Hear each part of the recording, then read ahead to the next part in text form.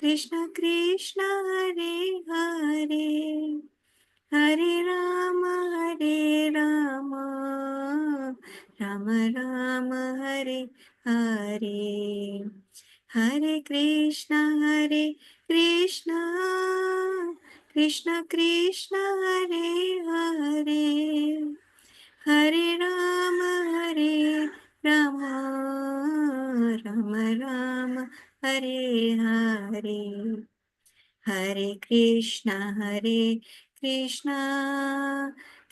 कृष्ण हरे हरे, हरे राम राम राम राम हरे हरे। जय राधा माधव, जय कुंज बिहारी, जय राधा माधव, जय कुंज बिहारी, जय गोपी जनवल्लभ, जय गिरिवरधारी, जय गोपी जनवल्लभ, जय गिरिवरधारी, यशोदानन्दन व्रज जनरञ्जन, यशोदानन्दन व्रज जनरञ्जन, यशोदानन्दन व्रज जनरञ्जन, जमुनातीरा वनचारी, जमुनातीरा वनचारी, जय राधा माधव, जय कुंज बिहारी, हरे कृष्णा कृष्ण कृष्ण हरे हरे, हरे राम राम राम हरे हरे, जय राधा माधव राधे, जय राधा गोपीनाथ राधा गोपीनाथ, राधा गोपीनाथ, जय राधे, जय Radha Govind, Radha Govind Radhe. Hare Krishna. So today is the most auspicious Narsim Jayanti. So on this occasion, let us do Lord Narsimha's prayers, his names, and we will also do his kavash today for protection of everyone.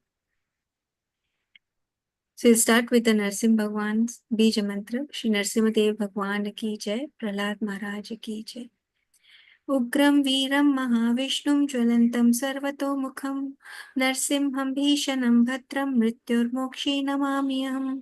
जय नरसिंह श्री नरसिंह, जय जय श्री नरसिंह, प्रह्लादेश जय पद्ममुख पद्मभृङ्ग। उग्रं वीरं महाविष्णुं ज्वलन्तं सर्वतोमुखं नरसिंहं भीषणं भद्रं मृत्युर्मोक्षी नमाम्यहम्। जय नरसिंह श्री नरसिंह, जय जय श्री नरसिंह, प्रह्लादेश जय पद्ममुख पद्मभृङ्ग। उग्रं वीरं महाविष्णुं ज्वलन्तं सर्वतोमुखं नरसिंहं भीषणं भद्रं मृत्युर्मोक्षी नमामि अहम्। जय नरसिंह श्री नरसिंह, जय जय श्री नरसिंह, प्रह्लादेश जय पद्ममुख पद्मभृङ्ग। The 108 names of Lord Narsimha according to the Brahmanda Purana. नरसिंहो महासिंहो दिव्यसिंहो महाबला, उग्रसिंहो Mahadev स्तम्भजश्चोग्रलोचना, रौद्रसर्वाद्भुत श्रीमान् योगनन्दस्त्रिविक्रमः, हरिकोलाहलश्चक्री विजयो जयवर्धन, पञ्चननः परब्रह्म च घोरो घोरविक्रमः, ज्वालान्मुखो ज्वालमाली महाज्वालो महाप्रभु निटिल्लाक्ष सहस्राक्षो दुर्निरीक्ष प्रतापनः महाद्रंष्ट्रयुधप्रज्ञश्चण्डकोऽपि सदाशिव हिरण्यकशिपु ध्वंसि दैत्यदानवभञ्जनाः गुणभद्रो महाभद्रो बलभद्रो सुभद्रक करालो विकरालश्च विकर्ता सर्वकर्तिकः शिंशुमारस्त्रिलोकात्मा ईश सर्वेश्वरो विभुः भैरवाडम्बरो दिव्यश्चच्युतः कविमाधव अधोक्षाजो अक्षरो शर्वो वनमाली वरप्रद विश्वम्भारो अद्भुतो भव्यो विष्णुश्च पुरुषोत्तम अमोघास्त्रो नखास्त्रश्च सूर्यज्योतिसुरेश्वरः सहस्रबाहुर्सर्वज्ञः सर्वसिद्धिप्रदायक वज्रदंष्ट्रवज्रनखो महानाद परन्तपः सर्वमन्त्रैकरूपश्च सर्वयन्त्रविदारणः सर्वतन्त्रात्मको व्यक्तः सुव्यक्तो भक्तवत्सलः वैशाख शुक्लसम्भूत शरणगत वत्सल उदारकीर्ति पुण्यात्मा महात्मा चण्ड विक्रमः वेदात्र प्रभुजश्च भगवान् परम ईश्वर श्रीवत्साङ्ख श्रीनिवासो जगद्व्यापी जगन्मय जगत्पालो जगन्नाथो महाकायो द्विरूपभृत् परमात्मा परञ्ज्योतिर्निर्गुणश्च नृकेशरी परतत्त्वं परन्धाम सच्चिदानन्दविग्रहः लक्ष्मीनरसिंह सर्वात्मधीर प्रह्लादपालक इदं लक्ष्मीनरसिंहस्य नमाष्टतोरामीशतं निसन्ध्यं यः पठेत भक्त्या सर्वभीष्टम् अवाप्नुयात्। हरे कृष्ण। श्री नरसिंह कवच मंत्र।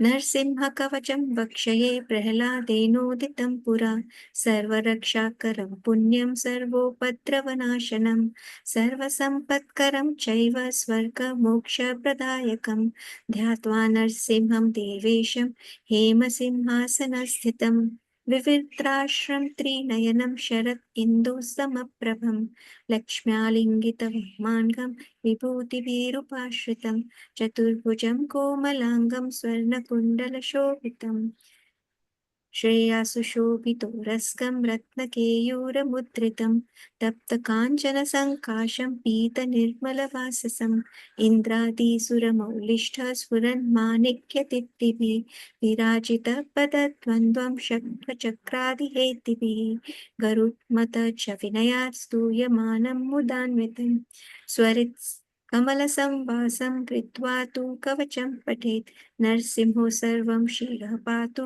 लोकरक्षात्मसंभवः सर्वकोऽपि स्तम्भवासफालं सर्वं रक्षतु ध्वनिं नरसिंहो सर्वं दर्शौ पातु सोमसूर्याग्निलोचन स्मृतिं सर्वं पातु निहरिमुनिपार्यास्तुतिप्रिया नासं सर्वं नरसिंहनासस्तु मुखं लक्ष्मीमुखप्रियः सर्वविद्याधिप पातु नरसिंह रसनां सर्वं वक्त्रं पातु इन्दुवदना सदा प्रह्लादवन्दिता नरसिंह पातु सर्वं कण्ठं स्कन्दो भूपर्णान्तकृत् दिव्यास्त्रशोभितो भुजो नरसिंह पातु सर्वं भुजौ करौ सर्वं देववरदो नरसिंहं पातु सर्वतः हृदयं योगी सान्ध्यश्च निवासं पातु सर्वं हरि मध्यं पातु हरण्याक्ष वक्ष कुक्षि विदारण नाभिं सर्वं पातु निहरि स्वनाभि ब्रह्म संस्तुत ब्रह्माण्डकोतय कत्यं यस्यासौ पातु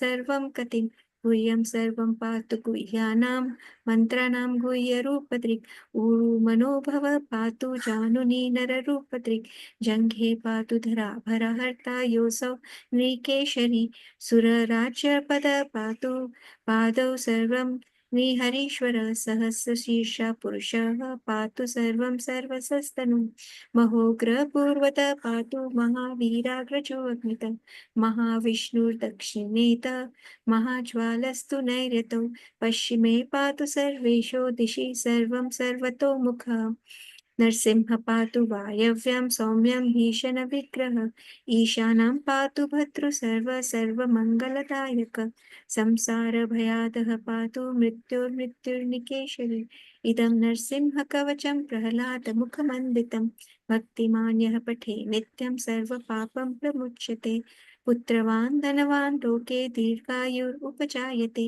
यं यं कामयते कामं तं तं प्राप्नोति असंशयम् सर्वत्र जयम् आप्नोति सर्वत्र विजयी भवेत् भूमि अन्तरिक्ष दिव्यानां गृहाणां विनिवारणं वृश्चिकोरगसम्भूता विशापहरणं परं ब्रह्मराक्षसयक्षाणां दूरोत्सारणकारणम् ऊर्जे वा तालपत्रे वा कवचं लिखितं शुभं करमूले धृतं येन सिद्धेयु कर्मसिद्धयः देवासुरं मनुष्येषु स्वं स्वम् एव जयं लभेत् एकसन्ध्यं त्रिसन्ध्यं वा यः पठे नियतो नरः सर्वमङ्गलमाङ्गल्यं मुक्तिं च विन्दति द्वात्रिंशतिसहस्राणि पठे शुद्धात्मनिर्भिः कवचस्य मन्त्रस्य मन्त्रसिद्धिः प्रजायते अनेन मन्त्रराजेन कृत्वा भस्माभिमन्त्रणं तिलकां विप्रयात्यस्तु तस्य गृहभयं हरेत् त्रिवारं जपमानस्तु दत्तं वार्याभिमन्त्रे च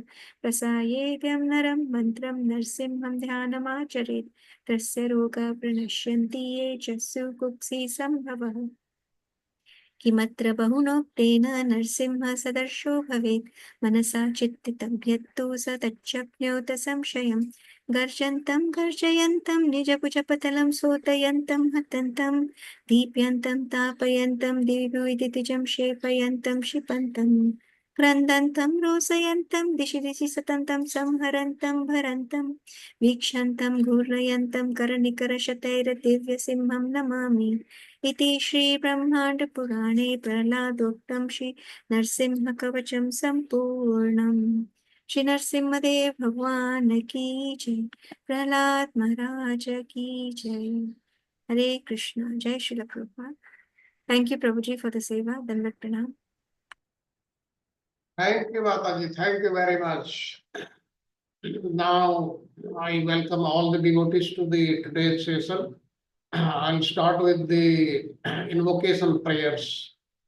नमो विष्णुपादाय कृष्ण पृष्ठाय भूतले श्रीमते भक्तिवेदांत स्वामिनिति नामिने नमस्ते सारस्वते देवे गौरवाणी प्रचारिणे निर्विशेष शून्यवादी पाश्चात्य देशतारिणे यह श्री कृष्ण चैतन्य प्रभु नित्यानंद श्री अद्वैत गदाधर श्रीवासादि गौर भक्त वृंद हरे कृष्ण कृष्ण कृष्ण हरे हरे हरे राम राम राम हरे हरे ओम अज्ञानतिमिरन्धस्य ज्ञानाञ्जनशलाकया चक्षुरुन्मीलितं येन तस्मै श्रीगुरवे नमः श्रीचैतन्यमनोभीष्टं स्थापितं येन भूतले स्वयं रूपकदा मह्यं ददाति स्वपदान्तिकं वन्देऽहं श्रीगुरु श्रीयुतपदकमलं श्रीगुरुन् वैष्णवाञ्च श्रीरूपं साग्रजातं सगण रघुनाथान्वितं तं त्वजीवम् साद्वैतं सावधूतं पर्यनसहितं कृष्ण चैतन्य देवं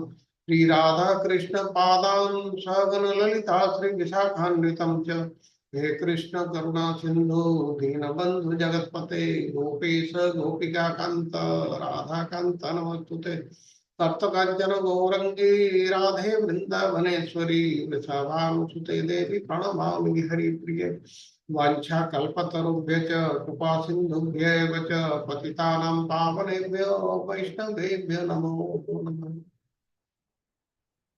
श्री पंचतत्व प्रणाम पंचतत्वात्मकं कृष्णं भक्तरूपस्वरूपकं भक्तावतारं भक्ताख्यं नमामि भक्तशक्तिकम् जेतां सुरतो पंगो रघुमम मंदमतिर्गति मत्तर्पस्वपदाम्बोजौ राधा मदन मोहनो दिव्यात् वृन्दारण्य कल्पद्रुमो श्रीमद् रत्नांगर सिंहासन स्थितो श्रीमद् राधा श्रील गोविंद देवौ पृष्ठाली विषेव्यमानौ स्मरामि श्रीमान् रासरसारम्भी शिवटतटस्थित दर्शनवेणुस्वनैर्गोपीनाथ स्त्रियस्तु नः श्रीकृष्ण चैतन्य प्रभु नित्यानंद श्री अद्वैत गदाधर श्रीवासदि गौर भक्तवृंद. Now we'll offer our obeisances to Sri Chaitanya Mahaprabhu and the six Goswamis of Vrindavan. नमो महापदाम्याय कृष्ण प्रेम प्रदायते कृष्णाय कृष्ण चैतन्य नाम्ने गौरतिसे नमः. O most magnificent incarnation, you are Krishna himself appearing as Sri Chaitanya Mahaprabhu. You have assumed the golden color of Srimati Radharani and you are widely distributing pure love of Krishna. We offer our respectful obeisances unto you. Krishna Varnam Tisa Krishnam Sangopangostra Parsadam Yagge Sankirtana Praya Rijayanti Sumedava. In the age of Kali, intelligent persons perform congregational chanting to worship the incarnation of Godhead, who constantly sings the names of Krishna. Although his complexion is not blackish, he is Krishna himself. He is accompanied by his associates, servants, weapons, and confidential companions. Dana Shastra Vicharana Kai Nipuno, Sadharma Sanstapako, लोकानां हितकारिणो त्रिभुवने मान्य शरण्य करो राधा कृष्ण पदारविंद भजनान आनंदेन मत्तालिको बंदे रूप सनातन रघुजुगो श्रीजीव गोपालको. I offer my respectful obeisances unto the six Goswamis, namely Sri Rupa Goswami, Sri Sanatana Goswami, Sri Raghunatha Bhatta Goswami, Sri Raghunatha Das Goswami, Sri Jiva Goswami, and Sri Gopala Bhatta Goswami, who are very expert in scrutinizingly studying all the revealed scriptures with the aim of establishing eternal religious principles for the benefit of all human beings.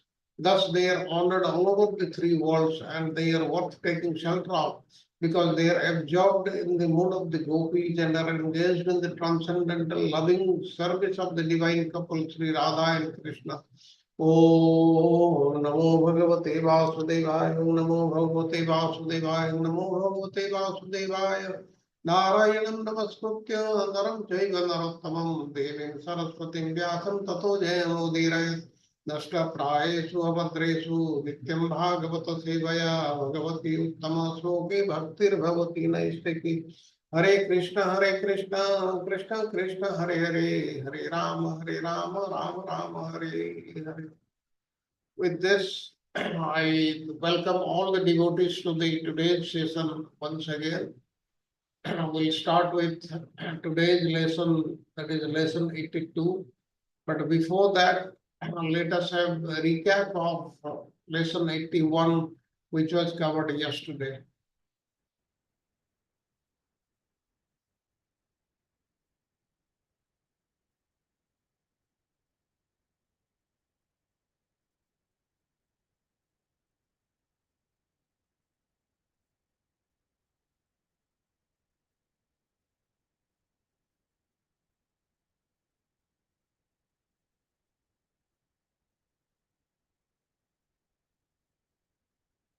Just a minute.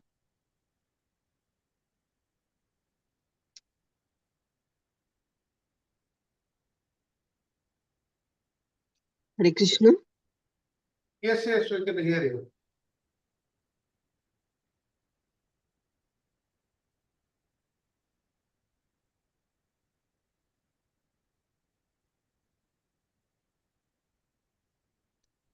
Hare Krishna, Dandat Pranam to all. So yesterday, Sharad Prabhuji taught us lesson 81, that is chapter 45 from Srimad Bhagavatam. He dealt with Krishna rescued his teacher's son. So the chapter, this lesson, it was divided in three parts. The first part, which included how Krishna comforts Devaki and Vasudeva and sends Nanda and cowherds back to Raj and installs Ugrasena as the Yadu king. So first 25 shlokas, they deal with this part one.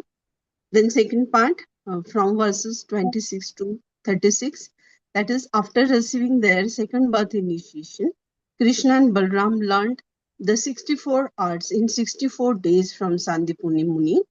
Sandipuni Muni was from Kashi and he was serving at Avantipur and was son of Purnamasi.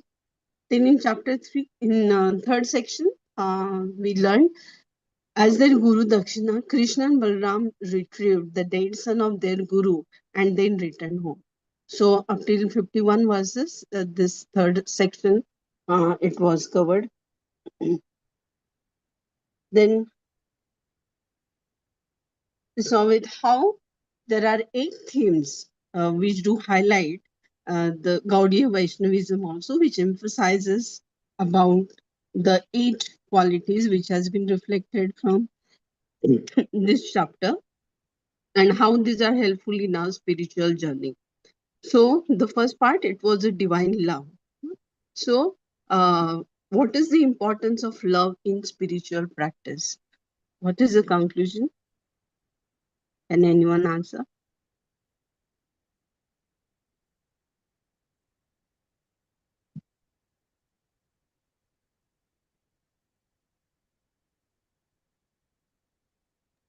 Divine love can be experienced when it is not overshadowed by awe and reverence. And it is kind of a bond that established between the Bhakta and the Bhagwan, Yes. personal relationship. Are you sharing the screen, Mataji? Yeah, it has been shared, Prabhuji. Oh, We I'm can't not- see Mataji. We No, can't see the Mataji, screen. we can't see. Just a minute.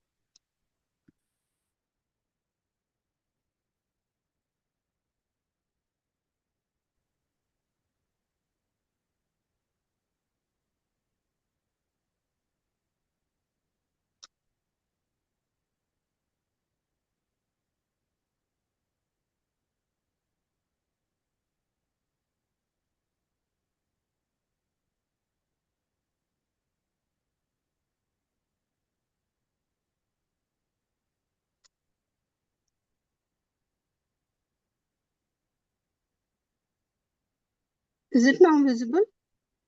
No, Mataji. No, Mataji. Shall I share it for you, Mataji? Yeah.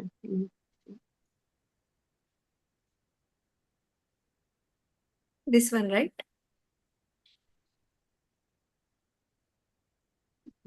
Yes. Good. So you were talking of this point, right, Mataji? Divine love versus parental love.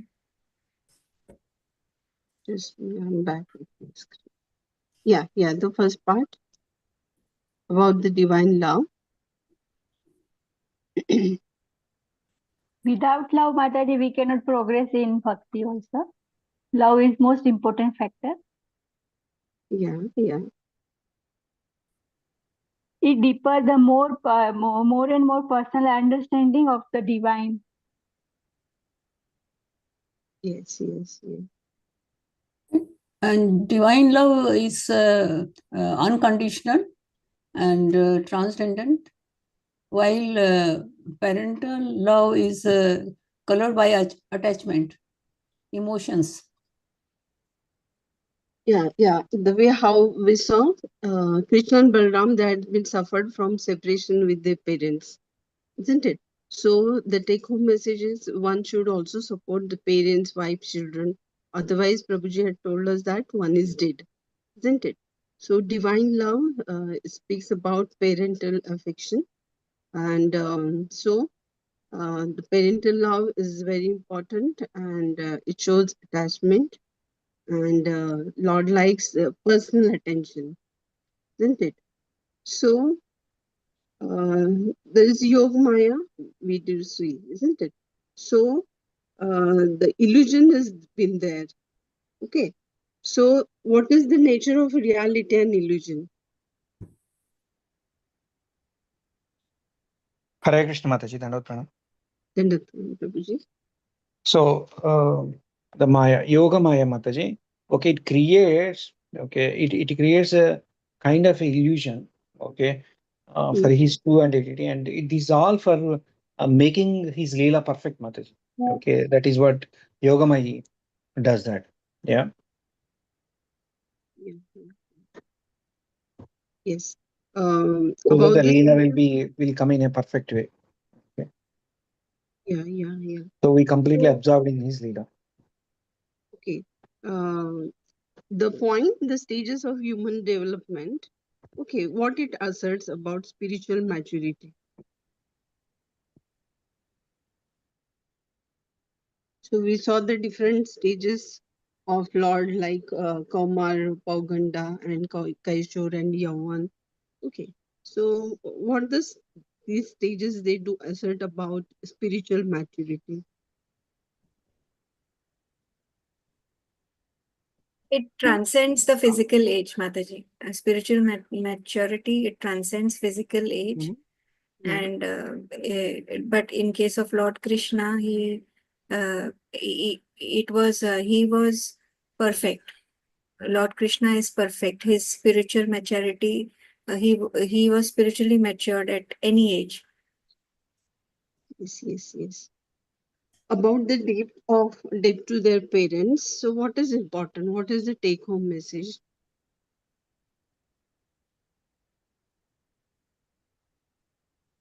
Mataji, could not understand the question. Please repeat it. Yeah. What is our duty? So the debt to parents. So what one should do? What is the take-home message from this particular example? हम सबको हमारे parents का बहुत ही अच्छे से respect करना चाहिए, उनका ख्याल रखना चाहिए, Very good. उनके मतलब उनके बुढ़ापे में भी उनकी सेवा करनी चाहिए, दिल से और प्रेम से सेवा करनी चाहिए हर Yes. बच्चे को. Yes. Yeah. The Lord shows the personal relationship with his devotees, and he conceals his identity and connection with everyone, isn't it? So this duality, what duality? So it illustrates the familiar interaction, isn't it? So the closeness and separation. So the next point is the about the next point, separation and union. Okay. So in this point, what it reflects about? It intensifies one's love for God, separation and unions. Yes. If you are separated, there is a longing, and this longing increases the love. And so when there is reunion, there is a greater joy. So it intensifies one's devotion and devotion and longing to experience a sweetness in the union. Yeah. So it is both rejoicing, the separation also as well as the closeness. So it has been duality, but still in spiritual journey, this has been required. So as we see in case of gopis also. Okay. So the concept of Krishna's simultaneous forms. Okay. So it encapsulates the idea of divine omnipresence and intricate nature of spiritual experiences. The reality can exist across multiple directions. Can we explain?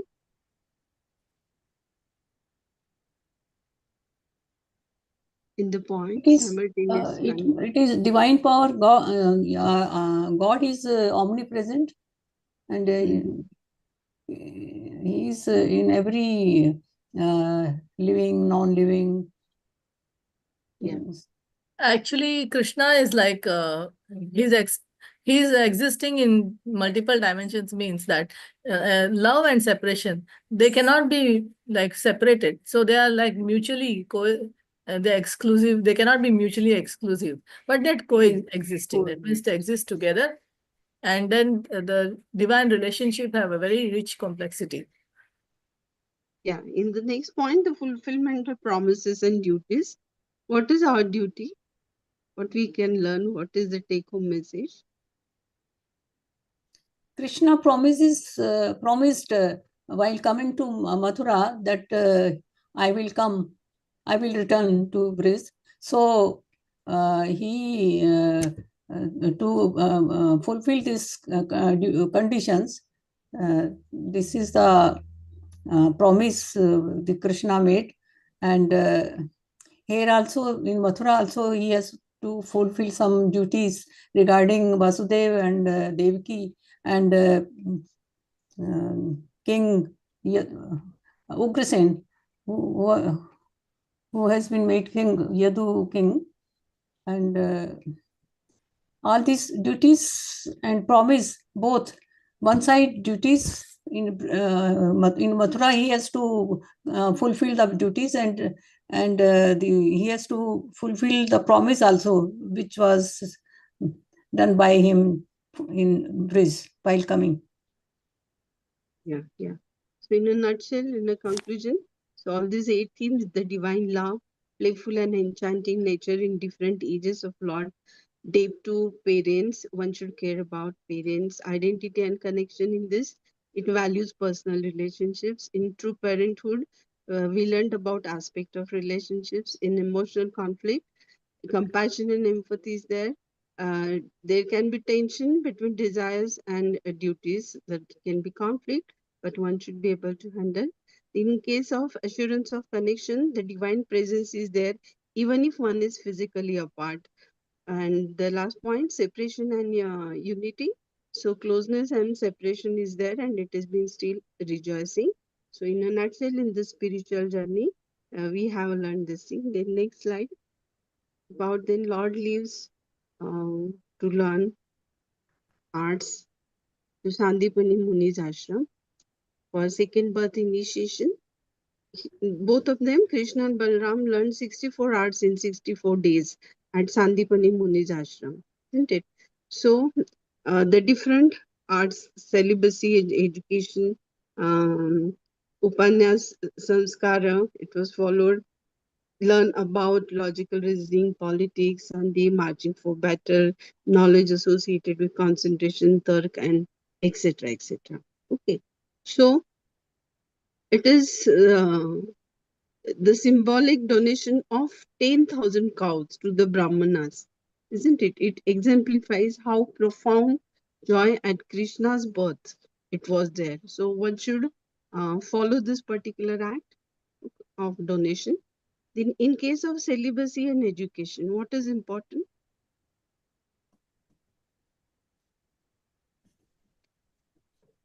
What is highlighted point? Oh, the dedication is important. A dedication to their guru, Sandipani Muni. Yeah. And that earned them deep respect and recognition. So Yeah. we should be committed to our learning. We Yeah. should be very sincere Mhm. and our educational journey.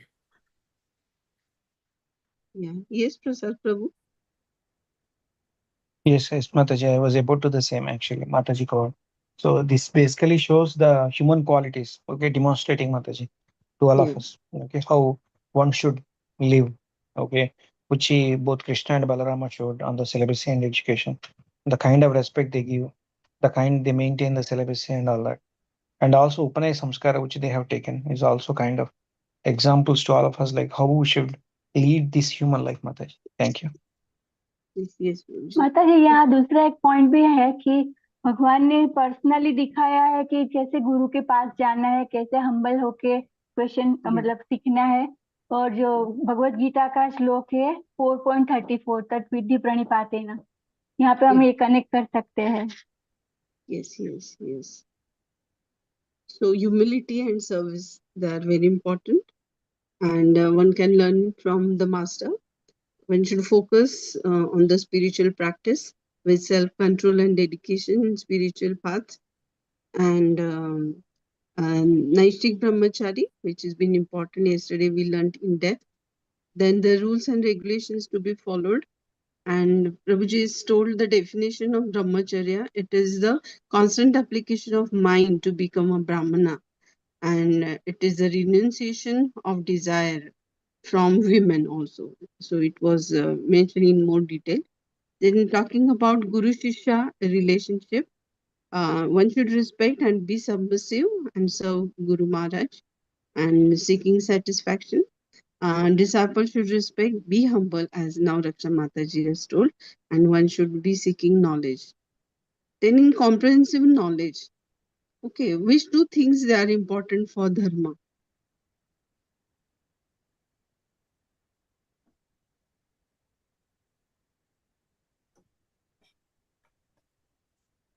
Both the things, worldly skills as well as spiritual knowledge, isn't it? So both of them, they are important, isn't it?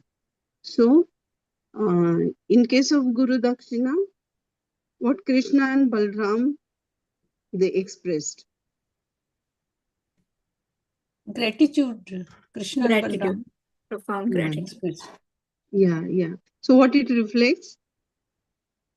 That one must honor the teacher. It is Mm. at most important to give respect and honor to the teacher, and it is part of a culture, and it's a value education. Isn't it? So Lord asked about what they can offer. So it was a gratitude, giving back the things, and it is the reciprocation of service and acknowledging Guru Maharaj, isn't it? So the next slide, Mataji. माता जी, गुरु की प्रसन्नता सबसे बड़ा हमारा ध्येय Yeah. होना चाहिए, गुरु की प्रसन्नता के लिए कार्य करना। One should please Lord. Yes.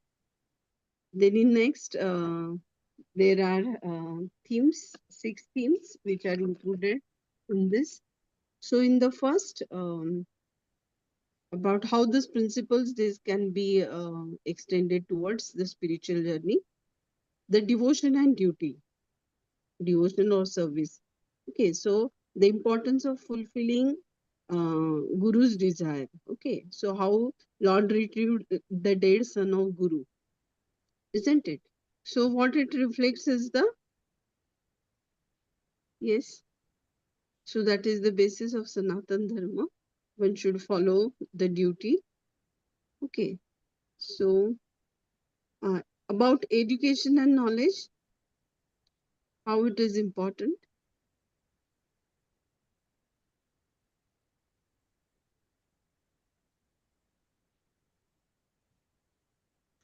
जैसे हमें एजुकेशन प्राप्त होता है, जैसे हमें Yeah. नॉलेज प्राप्त होता है, तो हम में ह्यूमिलिटी आनी चाहिए, हम्बलनेस आना चाहिए, नम्रता आनी चाहिए। Yes, one gets wisdom, can understand self, isn't it? And so that is the basis of Vedic philosophy. Okay. So service to the Guru, isn't it? So we have learned. So under the auspices of Sandipuni Muni, Lord learns so many things from Vedas, Upanishads, and they do get equipped with the essential skills which are required, isn't it? So the next slide.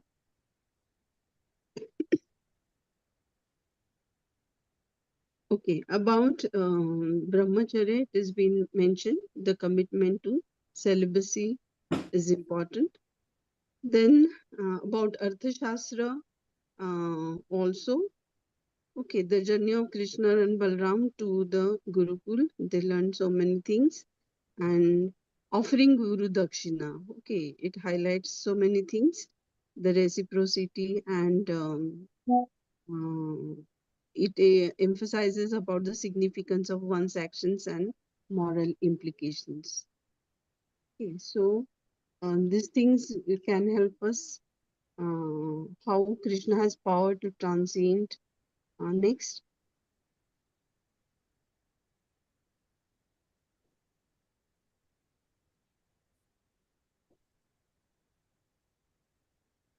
Okay. So what specific experiences led Krishna to decide to conceal his divine nature from his biological parents?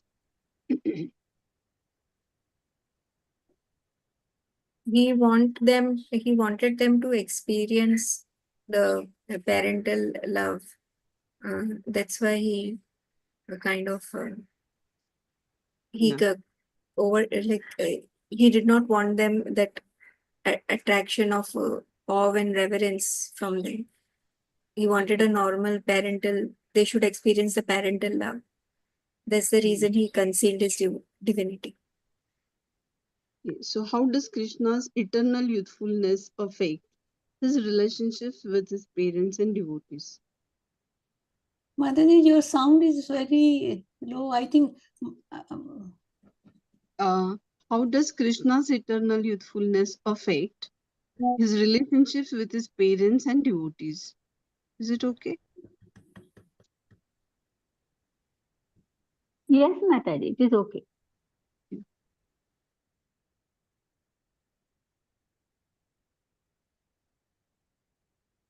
Yes.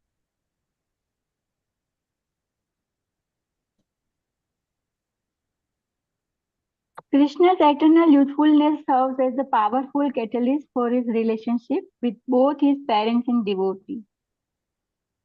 His timeless youthful form embodies the purest quality of love, compassion, and innocence, making him exceptionally relatable. Yeah, yeah.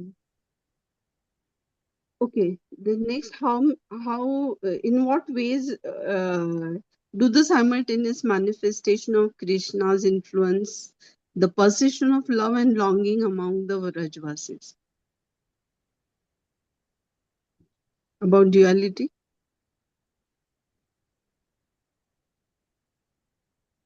Yeah, Please it's close like yourself, you know. like Yes, he makes them experience both separation and union, the two dualities to intensify their love for affection for him. yeah, yeah.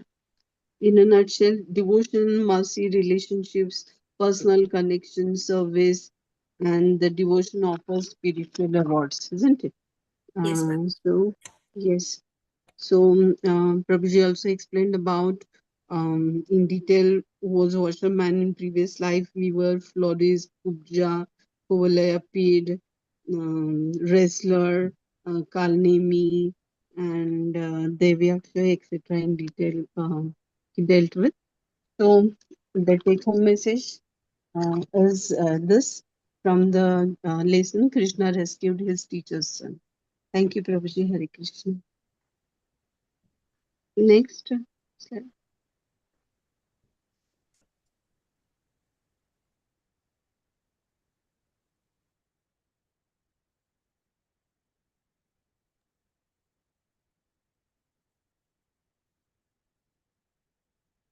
Okay. So what specific teachings and experiences at the Gurukul they had impact? Yeah, it mainly teached in the Gurukula ethics, leadership, and the responsibilities of a particular government and how to lead. This kind of skills is being taught, Mataji. Yeah. So what can be said about the rituals and educational practices they do underwent?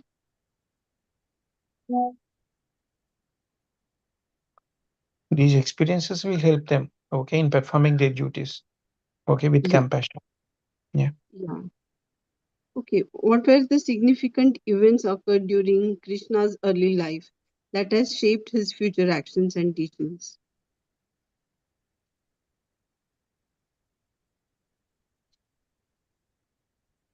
Like the way he killed all the demons and his interactions with the gopis, Yeah. and his divine playfulness that he exhibited. Yeah. All this led to made him a leader as well as a spiritual guide. Yeah. Yeah. Next slide.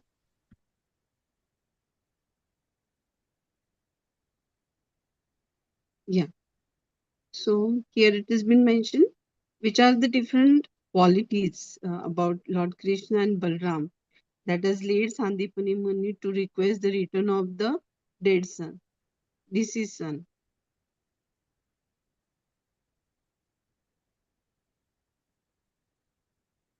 Their unique Why? abilities, divine attributes, Sandeep Muni has a Yeah. scene in Krishna and Balarama, Mataji. Because of that reason, he has requested them. Yeah. And divine compassion, strength. Divine compassion. Yeah.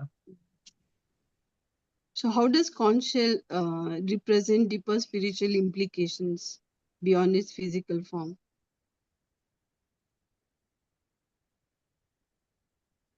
It Conch shell, symbolizes the call of dharma yeah, and the awakening of the soul. yes, yes. Panchajanya, about the demon, Lord rescued. And yes, it's Lord Conch. What lessons can devotees learn from Panchajanya's transformation from a demon to a devotee of Lord Krishna?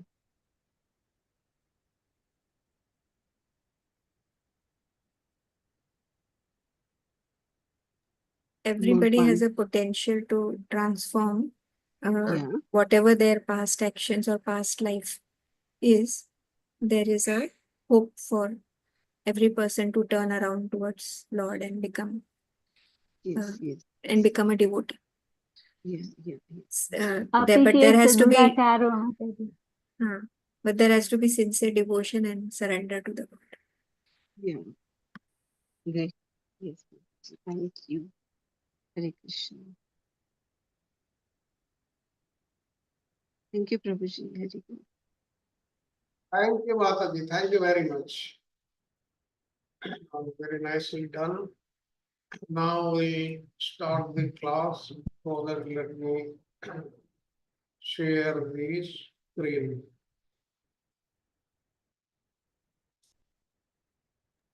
Prabhuji, still Prabhuji has not joined. Charu Prabhuji. Yes, Charu Prabhuji has not joined. I had sent a message and I have requested Sanjeev Prabhuji to give a call to him. Okay. We'll start with the class, today's class. It is, the heading is Uddhava's visit to Braja. This is chapter 46, lesson 82. Now Krishna, he sends Uddhava to Braja. Now, why he sent? There are various reasons. And what is the primary reason? This also we'll learn. Now, here we'll see Krishna sends Uddhava to Vrindavan on 13 verses 1 to 13. Then Uddhava meets Nanda Maharaj and Mother Yasoda in Braja, 14 to 28. And then Uddhava pacifies Nanda and Yasoda with transcendental philosophy, 29 to 43. And activities and thoughts of the Braja Gopis. This we'll learn.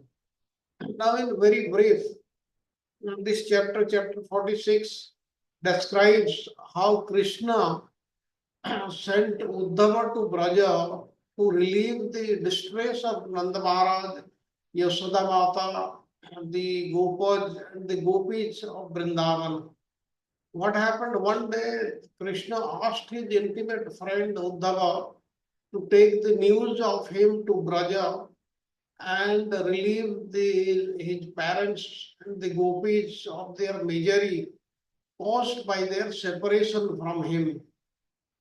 Riding on a chariot, Uddhava reached Braja at sunset. He started in the morning, but that small distance, it took him the whole day to cover. Then at that time he saw the cows returning home to the cowed village, and the cubs were jumping, and their mothers followed slowly behind them. The cowed men and women were chanting the glories of Krishna and Balarama, and the village was attractively decorated with burning incense and rows of lamps. And all this presented a scene of exceptional transcendental beauty for Uddhava to see in Braja. And Nanda Maharaj welcomed Uddhava warmly into his home in Nanda Bhavan. And the coward king then worshipped him as none different from Lord Vasudeva, fed him nicely, seated him comfortably upon a bed, and then inquired from him about the welfare of Vasudeva, Devaki, and his sons, Krishna and Balrama. Then Nanda asked, does Krishna still remember his friends, the village of Gokula, the Govardhana hill, and all of us? Does he remember us? He protected us from a forest fire, wind and rain, and many other disasters. And by remembering his pastimes again and again, we are relieved of all the miseries. And when we see the places marked by his lotus feet, our minds become fully absorbed in thoughts of him. And Gargamuni told me that Krishna and Balrama have both descended directly from the spiritual world. Just see how they have so easily dispatched Kamsa, the wrestlers, the elephant Kubalaya and many other demons. And as Nanda remembered Krishna's pastimes, his throat got choked up, and with tears in his eyes, he could not speak anymore. And meanwhile, his mother Yashoda heard her husband speak of Krishna. The intense love she felt for her son caused a flood of milk to pour from her breast and a torrent of tears from her eyes. And seeing the super excellent condition, affection of Nanda Maharaj and Yashoda Mata had for Krishna, Uddhava, he commented that you two are indeed most glorious. One who has attained pure love of the supreme absolute truth in his human-like form has nothing further to accomplish. Krishna and Balrama are present in the hearts of all living beings, just as fire lies dormant within the wood. And these two lords see everybody as equal, and they have no particular friends or enemies. They are free from ego and possessiveness, and they have no father, mother, wife, children, and they are never subject to birth, and they have no material body, only to enjoy spiritual happiness and deliver their saintly devotees. They appear by their own sweet will. And Lord Krishna is not merely the son of you, O Nanda and Yashoda, but the son of all persons as well as their mother and father.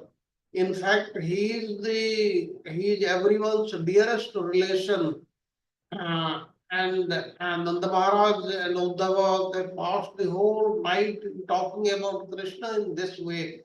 Then the cowherd men, women performed their morning worship and began churning butter, singing the glory of Sri Krishna as they busily pulled the churning ropes. And the sound of churning and singing reverberated in the sky, and there was auspiciousness everywhere. And when the sun arose, the gopis saw Uddhava's chariot at the edge of the cowherd village, and they thought that Akrura might have returned. Akrura had come and he has taken Krishna and Balrama. Now he has come again to take our dead bodies to Mathura. But just then Uddhava finished his morning duties and presented himself before them. The Acharyas, they give various reasons why Lord Krishna sent Uddhava to Vrindavan. The Lord had promised the residents of Vrindavan that I shall return. Also in the previous chapter, Lord had promised Nanda Maharaj that we will come back to see you and Mother Yashoda. And at the time, the Lord could not break his promise to Vasudeva and Devaki to finally spend some time with them, because they had suffered for so many years. Just after birth, Krishna had left them. Therefore, the Lord decided to send his intimate representative to Vrindavan in his place. Then the question may be asked, why did Krishna not invite Nanda and Yashoda to visit in Mathura? Mathura is hardly any distance from Nanda Maharaj's place. According to Jiva Goswami, for the Lord to have exchanged loving feelings with Nanda and Yashoda in the same place and at the same time that he was engaged with Vasudeva and Devaki, would have created an awkward situation in the Lord's pastimes. Thus, Krishna did not invite Nanda and Yasoda to stay with him in Mathura. The residents of Vrindavan had their own way of understanding Krishna, and their feelings could not have been appropriately expressed on a regular basis. Now, Uddhava is described as the most intelligent person, and thus he could expertly pacify the residents of Vrindavana who were feeling intense separation from Krishna once Krishna left from Vrindavana to Mathura. And then upon his return to Mathura, Uddhava would describe all the members of the Brasni dynasty, the extraordinary pure love he had seen in Vrindavan. Indeed, the love the cowherd men and the gopis felt for Krishna was far beyond anything the Lord's other devotees had ever experienced. And by hearing about that love, all the Lord's devotees would increase their faith and devotion. And as stated in the third canto of the Srimad Bhagavatam, Krishna said, Uddhava is not even slightly different from me. Remembering Krishna so much, Uddhava was the perfect person to carry out the Lord's mission in Vrindavana. In fact, the Harivansa Purana states that Uddhava is the son of Vasudeva's brother Devabhaga. Okay, we'll go to now a word about Uddhava. Who was Uddhava? As you know, Uddhava was a cousin of Krishna. He was a minister of Krishna. He was the chief advisor or counselor of Krishna. He was a disciple of Brihaspati. And Uddhava was the only person who remained on this earth after the departure of all the people of the Yadu dynasty, including Sri Krishna from this material world.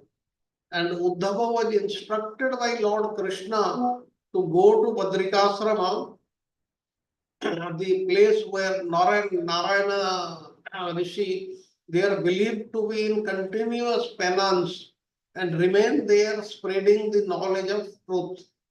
What was the parting gift which Uddhava had received from Sri Krishna?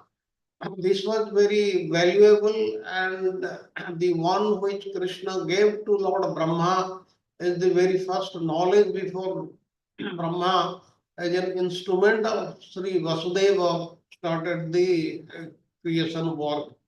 In the 11th canto, 14th chapter, there is a verse, it says, Na tatha me priyatama atma yonir na sankara na cha sankarsana na sriyar yatma cha yatha bhavan.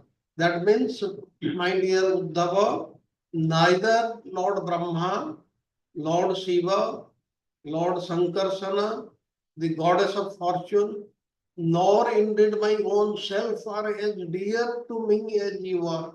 He is trying to say that Uddhava is his most dear, intimate associate. He is most dear to him. And that is the reason why Krishna is sending him to pacify the Brajavasis. But here there is also another hidden reason. Now, as we know, Uddhava was a disciple of Brihaspati. He was in the Jnana platform. Actually, Krishna wanted him to come to the platform of devotional service, devotion, that is loving the Supreme Lord. And for that, who are the best teachers?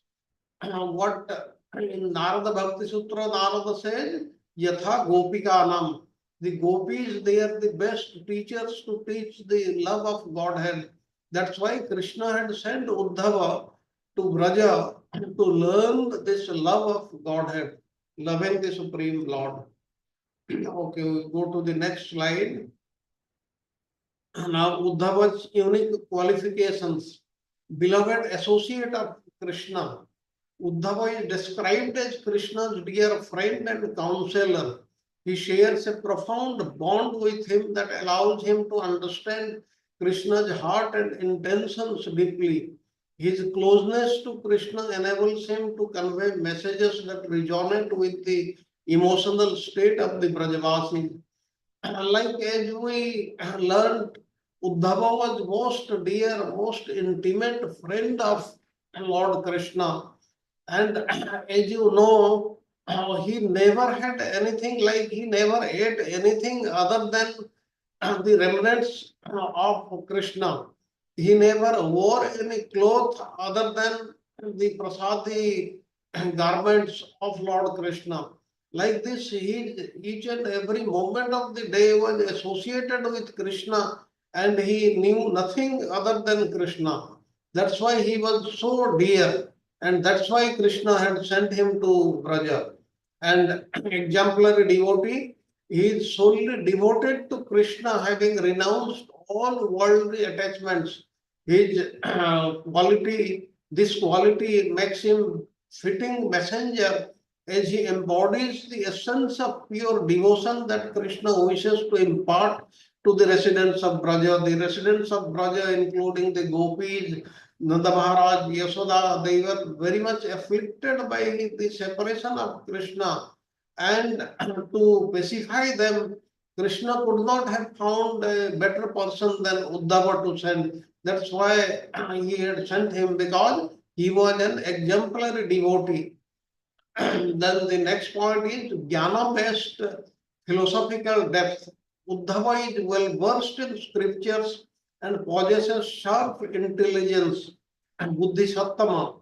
He is a disciple of Brihaspati, the teacher of the gods, which highlight his scholarly capabilities. However, this intellect is complemented by his emotional understanding of love, which is crucial for his task. He knew love of Godhead, but he could not practice it. He had not fully understood it. Now, when he comes in the next weekend, we will see more of it. When he interacts with the gopis, then he learns what is meant by love of Godhead. Empathy and compassion. Uddhava's ability to empathize with the deep feelings of separation experienced by the Brajavasis is essential. He understood how the Brajavasis, they were afflicted, how they were most unhappy, how they were remembering Lord Krishna each and every moment of the day, and how unhappy they were because Krishna was not there in front of them. Now, his role is not merely to deliver philosophical teachings, but to connect with their emotional state and provide comfort. That is the reason why Krishna had chosen Uddhava to be his representative to go to Braja. Now, remembering the sorrow of the Brajavasis who were afflicted with separation from him, Krishna himself became full of anxiety, and he said, "Who is there in the city of Mathura qualified to deliver my message, which will be received by the suffering people of Braja, and which there who has performed thousands of austerities in order to delight in the sweet ocean of the Brajavasis prema." Now, that's why he selected him. And Krishna sends Uddhava to Vrindavana. He says, "Go to Braja and give pleasure to our parents and relieve the gopis." Now, here the Lord explains why he wants to send a special message to the gopis. And according to the Vaishnava Acharyas, there is a verse, the fourth verse. It says, "Taman manaska tat prana mat artha tyakta dehika." Dehika means related to the body, but it also refers to the husbands, children, homes, and so on. Now the gopis, they loved Krishna so intensely that they could think nothing other than Krishna. Since Krishna maintains ordinary devotees engaged in sadhana bhakti, devotional service is in practice, and he will certainly maintain the gopis who are his most exalted devotees. And Vishwanath Chakravarti Thakur is saying that Krishna said that the minds of the Braja gopis are fixed on me alone. I am their very life, and they have given up all bodily connections, including eating, drinking, sleeping, everything. It is just for me. And that's why it is my duty to look after them. And whatever is dear to us becomes an object of our possessiveness. Ultimately, the most dear object is our very soul or ourself. Thus, things in a favorable relationship to ourself also become dear to all of us. And according to Vishwanath Chakravarti Thakur, among the countless millions of such dear things, Krishna is the most dear of all, even dearer than one's own self. And the gopis had realized this fact, and thus they were stunned in separation from the Lord because of their intense love for him. Although they would have given up their lives, they were kept alive by the Lord's transcendental potency. They remembered the Lord had said, I will return, and because of this promise, they were staying, they were living. Otherwise, they would have died. Krishna was trying to say the minds of the women in Gokula are fixed in meditation upon me in the dress of a coward boy, adorned with gunja berries, colored oxides, flute, peacock feathers, like this. And according to Vishwanath Chakravarti Thakur, although the gopis of Vrindavana were apparently married, their husbands actually had no contact whatsoever with because of their supremely attractive qualities, form of these gopis. Rather, their husbands merely presumed that these are our wives. In other words, by Krishna's spiritual potency, the gopis existed entirely for his pleasure, and Krishna loved them in the mood of a paramour. In fact, the gopis were manifestations of Krishna's internal energy, internal nature, and his supreme pleasure potency. And on the spiritual platform, they attracted the Lord by their pure love. And Nanda Maharaj and Yasoda Mata, Lord Krishna's parents in Vrindavana, had also attained the most exalted position, state of love for Krishna, and they too could barely maintain their lives in his absence. And thus, Uddhava would also give special attention to Nanda Maharaj and Yasoda Mata. And although Gokula, the complete Gokula was immersed in grief because of separation from Krishna, the Lord expanded his internal potency to cover that particular manifestation of Braja and allowed Uddhava to see the normal bustle and joy in Braja at sunset. Let us go to the next slide. Hare Krishna, Prabhu. Hare Krishna. Hare Krishna, Prabhuji. Yeah, I tried calling Charu Prabhu and I called Arsha Mataji. So Prabhuji is all okay. I think they had a very tiring day. So he's asleep. So he also. Okay. So otherwise, all okay with him. Yeah. Okay, we'll carry on with the class. Now, Yes. Krishna sends Uddhava to Braja not just to deliver message, but also for Uddhava to learn from the experience of Nanda Maharaj, Yasoda Mata, and the gopis. Vishwanath Chakravarti Thakur comments, elaborate on several key insights regarding what Krishna wanted Uddhava to internalize during this mission. This was the main reason why Krishna had sent Uddhava. Now, understanding parental love, Nanda and Yasoda's love for Krishna is unique and profound and characterized by an intense emotional attachment that transcends the ordinary. It is not like the ordinary parents. They also love their children. But in case of Nanda and Yasoda, as far as Krishna was concerned, it was much, much different. It transcends the ordinary relationship. And Vishwanath Chakravarti Thakur emphasizes that Krishna wanted Uddhava to recognize the depth of parental love that exists in Braja, which is selfless and unconditional. And the parental love of Nanda and Yasoda, that is totally selfless. They never wanted anything from their Krishna other than seeing him, to associate with him. And it was also unconditional. There was no condition put by them or anybody else to love Krishna. It was totally selfless, totally unconditional. And that is what is the greatness of the love of the Brajavasis. That's why nobody can equal the love of Brajavasis' love for Krishna. And this love exemplifies the highest form of devotion. And this unconditional love, the selfless love, that is what is known as devotional service, showing Krishna's own vulnerability and the essence of his relationship.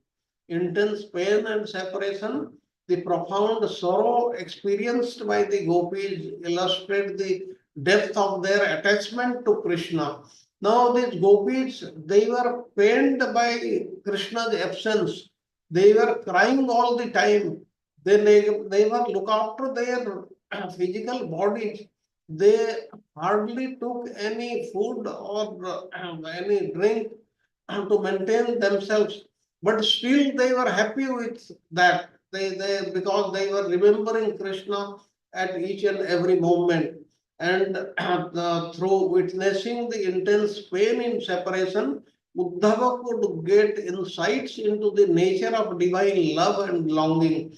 He had not seen anybody in divine love for the Supreme Lord till then. And he was filled with Aishwarya Jnana. Now, when he came in contact with the Brajavasis, he saw all these things and learned a lot. And this experience was meant to teach him that love is not merely an intellectual concept, but a deeply felt emotional experience. It comes from the heart that connects the soul to the divine. The individual soul is connected to the divine directly through the love of Godhead. This is what Uddhava learned.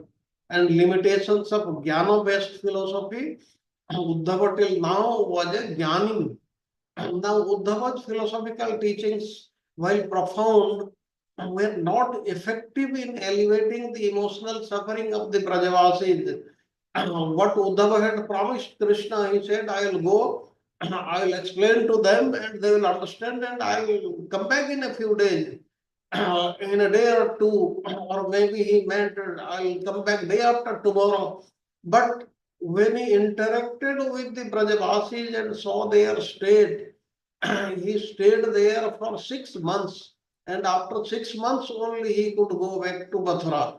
Now Vishwanath Chakravarti Thakur points out that Brajavasis were not in a state to receive abstract philosophical concepts. Their hearts were heavy with love and longing, and Uddhava's attempts to console them with knowledge were inadequate, because true relief comes from emotional connection rather than intellectual understanding. Now this intellectual understanding which Uddhava wanted to give to the Brajavasis, including Nanda Maharaj and Yasoda and the gopis, this was not enough. This was not sufficient. And this was not the way he should have approached. That's because all these things, they were not received properly by the Brajavasis, because they were at a much different level of love for Godhead. And it is far higher than Jnana platform. The teachings of Jnana, that is philosophy, did not resonate with their lived experiences of love and separation. And the conclusion is, Uddhava's qualifications as Krishna's messenger stem from his deep devotion, close relationship with Krishna, and intellectual prowess which he was meant to use to comfort the residents of Braja. However, Krishna intended for Uddhava to learn from the profound love and pain of the Brajavasis, which transcends philosophical discourse. The Acharyas highlight that the emotional realities of love, longing, separation, they are central to understanding the nature of devotion, and Uddhava's journey to Braja was not merely a task but an opportunity for deep spiritual learning about the essence of divine love that remains relevant for all devotees. Krishna had sent him to understand what is meant by divine love, what is meant by love of Godhead. And this was not known by Uddhava. And Uddhava looked just like Nanda's son, Krishna, and gave pleasure to everyone who saw him. Actually, seeing Uddhava, nobody can make out if he is Krishna or Uddhava. There are so much similarity between Krishna and Uddhava. And although Nanda was absorbed in thoughts of separation from Krishna, when he saw Uddhava coming toward his house, he became aware of the external events and eagerly went out to embrace his exalted visitor. And Jiva Goswami mentions that Nanda had a servant massage Uddhava's feet, since Uddhava was Nanda's nephew. And now that Krishna had become a prince in the great city of Mathura, Nanda had lost hope that he would ever come back to live in the simple coward village of Vrindavana. But he hoped against hope that Krishna would come back at least once to visit the simple coward folk who had raised him from birth, and they had associated with him, they had seen so many leelas of him. And here Nanda means to say that not only did Gargamuni declare that these boys, that Krishna and Balrama, they are divine, but just to see that what they have done, everyone is talking about them.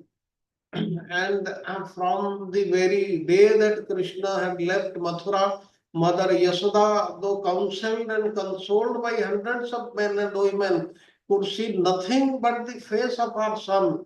She kept her eyes closed to everyone else and cried constantly. Thus she could not recognize Uddhava, treat him with parental affection, ask him any questions, or give him any message for her son. She was simply overwhelmed by love for Krishna. And Krishna's mother Yasoda was drowning in a well full of oceans of unsteadiness and could not offer any hospitality to Uddhava at all. Go to the next slide. Uddhava meets Nanda and Yasoda. Arrival of Uddhava. Uddhava approaches Nanda's home, which is filled with sorrow due to separation from Krishna. His appearance, resembling Krishna, brings a momentary relief to Nanda, who feels a spark of joy in Uddhava's presence.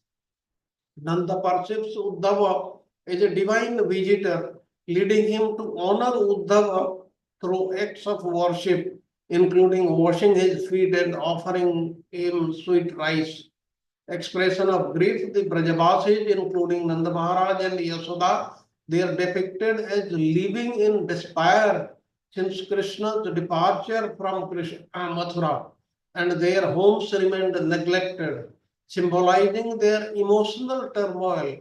Nanda's initial inquiry about Vasudeva reflects his deep concern, and he hesitates to ask directly about Krishna, fearing that might overwhelm him with grief. So he was in that state. He could not directly ask how Krishna is, and he was remembering his brother, that is Vasudeva, and longing for Krishna. Nanda highlights the desolate condition of Brajavasis and expresses a heartfelt desire to see Krishna once more, suggesting that even material wealth holds no value without Krishna's presence. Anything which was not connected with Krishna was of no use to the Brajavasis, and his longing emphasizes the spiritual principle that true fulfillment comes from divine connection rather than material possessions. Empathy and compassion, Uddhava's ability to empathize with the deep feelings of separation experienced by the Brajavasis is essential. His role is not merely to deliver philosophical teachings, but to connect with their emotional state and provide comfort to them. Let us go on to the next slide. Okay, we'll have a few minutes break. And in the meantime, if you have got any questions or comments, you can put forward.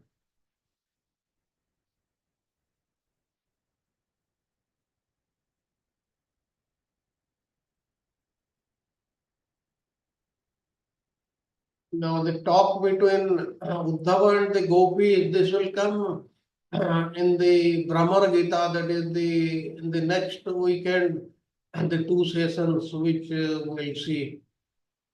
But we are generally talking about his relationship, his interaction with Nanda Maharaj, Yashoda, and the other Brajavasis when he went to deliver the message of Krishna to the Brajavasis, the gopis, Nanda, and Yashoda. And this is the very introduction to Brahmar Gita.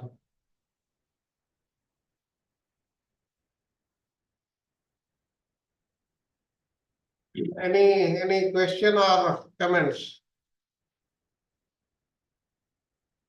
हरे कृष्णा प्रभु जी, दंडवत प्रणाम। प्रभु धन्यवाद। जी, जैसे आपने बताया कि उद्धव जी सिर्फ रहे यदुकुल के एक ही जो थे कि वो भगवान के डिसअपीयरेंस के बाद वो ही रहे थे और उन्होंने सब प्रचार भी किया, फिर मगर फिर वापस वो गए कि नहीं, कि वो चिरंजीव है प्रभु जी? Okay, these things I'll also tell you in the next class. Where is Uddhava? Can you find him in Braja? Yes, they लता पति। Yes, in which place it is given in Skanda Purana, exactly in which place. All these things I'll be talking more about Uddhava in our next class. I have told you just introduction of Uddhava. Uddhava, he is existing even in Braja, even today. And what is the proof? Proof also I will give. How the queens of the Dwarka, they found Uddhava there in Braja, and how Uddhava told them, rather gave them the knowledge of Bhagavatam in 30 days. Normally we hear 7 days Bhagavatam Katha, but he gave for 30 days. That thing I'll tell you in the next class. Yes, Prabhuji. Parikshit Maharaj arranged the Srimad Bhagavatam Katha. Yes. For all the Rani. Yes. Parikshit Maharaj. But Parikshit Maharaj was not allowed to hear Srimad Bhagavatam there. Prabhuji. Yes, so those things that you also know, these things we'll visit in our next session. Yeah, Prabhuji, my question is, Uddhava, why did you go to Brahaspati? We have example of Arjuna going, to Swarga Loka that we can see, for a specific purpose. But how Uddhava, any reason why he went to Brahaspati for learning? Because as we know, Brihaspati, he is the teacher of the demigods, and he is the greatest teacher. And like nowadays, everybody wants their children to study in good public schools where all the facilities are there, where all qualified teachers are there.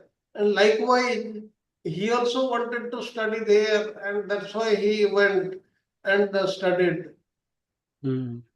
So that is the reason. But he was in Jnana platform. Krishna Yeah. wanted him to come back to the Bhakti platform. That was the main reason. The other reasons are also there, what we have learned. And we see that I think somewhere you mentioned that he was wearing the clothes of Krishna. Was it only when he went to Vrindavan, or because you also mentioned he used to take the remnants of Lord Krishna, right, Uddhava? Yes. He used to take the remnants of Krishna, all remnants of Krishna. He was so attached to him. He was with him 24 hours. And Krishna could not hide any feeling from him. He was so deep to him. Okay. So, like Arjuna, we talk about Arjuna is his friend, right? Sakha. So, do we call Uddhava also Sakha? Is that way? Yes. Okay. Uddhava is also a Sakha, but there is a difference. There is a difference. Hare Krishna, Prabhu. Can I ask one question? Yes, Mataji. Prabhu, we heard that when Krishna left the planet and he went back to his Goloka, then he sent Arjuna to take all his queens. And at that time, some cowherd boys came and they plundered the queens and they took the queens with them. And Arjuna could not do anything. So, if that was the case, then how come the queens came to Raja and heard this? Actually, the persons who kidnapped the queens, it was he or they were none different from Krishna. Yes, Krishna in his that form, he did that lila, and thereafter he disappeared. And the queens, they came to Braja, and in the next class, that time I'll tell you how they were feeling separation from Krishna. And when they saw Kalindi, she was not afflicted because she said, if you want to get out from this state of affliction, then you call Uddhava and hear from him. And that's how the story goes. They So the did timeline, Prabhu, I was wondering about the timeline that is after the kidnapping of the queens by the coward boys. Yes. After the kidnapping of the queens, later on they reached Braja, and then they searched for Uddhava in the area of Govardhana. And I'll tell you that the story, the verse which is given in the Skanda Purana. So I was confused actually. I was thinking that the cowherd boys in that means Krishna himself kidnapped the queens and he took them back to Goloka. So then how did they come back? No. They were not taken to Goloka. Now you see, they are the queens of Krishna. I mean Dwarka Goloka. Supreme Lord, who can touch them? Who Touch can them. kidnap them? It is correct. Lila only. Yes, I understand that is Krishna only, but I thought he brought them back to Dwarka. So how did the Dwarka means Golok Dwarka? So I was thinking, how did they come back again to Vraja? So that was No. At that time only they reached Braja and they heard the Srimad Bhagavatam, and later on they went to the spiritual world. Okay. माता जी जब भी वो द्वारका में गए थे फिर बहुत ही वो भगवान के डिसअपीयरेंस होने के बाद वो बहुत ही दुखी रहते थे। तो फिर दीक्षित महाराज ने सोचा कि हम ब्रज जाएंगे तो वहां पे उनको थोड़ा कंसोल होगा। तो वहां उनको समझ में आया कि वो जो बोले ना प्रभु जी कालिंदी ने बताया कि उद्धव जी को बोलो कि आपको कथा सुने। तो उसके बाद मुझे पता है, पर मैं सोच रही थी कि उनका किडनैप हो गया ना, तो वो वापस कैसे द्वारका गए, ऐसे मैं सोच रही हाँ right. Okay, Bhaktaji. Then we go ahead. Now Uddhava meets Sunanda and Yasoda. Point number 5, reflections on death and separation. Nanda Maharaj, he expresses a awareness of death and a feeling of abandonment in Krishna's absence. Death means they were feeling as if dead. They were living, but they were feeling in the absence of Krishna. They were not able to interact with Krishna. That's why they are totally dead. That means anything not connected with Krishna, they could not accept that. And he recalls past instances where Krishna saved them. He told them, told Uddhava how Krishna had saved them from so many incidents. He recalls past instances where Krishna saved them, questioning why he does not save them now from the agony of separation. Uddhava attempts to comfort him by suggesting that remembrance of Krishna can alleviate distress. Yet Nanda reveals that such memories currently intensify their suffering. Now, Uddhava is trying to say that you just remember him, meditate on him. But Nanda Maharaj is trying to say that by remembering him and meditating on him, on his memories, on his Leela, it is intensifying our suffering.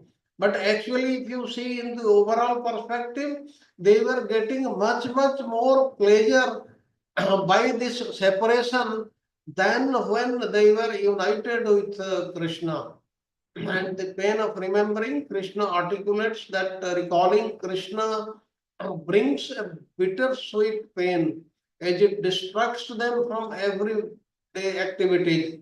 He suggests that even going outside to tend the cows would only lead to further sorrow, as memories of Krishna are inexorably linked to their surroundings. Krishna was linked to them, and wherever they looked, they saw Krishna. And that's why his absence totally pained everybody.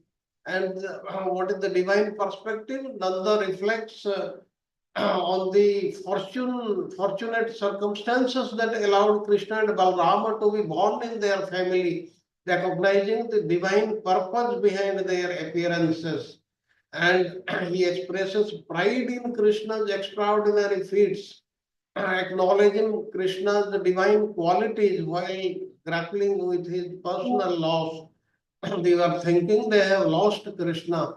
And what about Mother Yashoda? In contrast to Nanda's more composed demeanor, Yashoda is depicted as overwhelmed by her grief.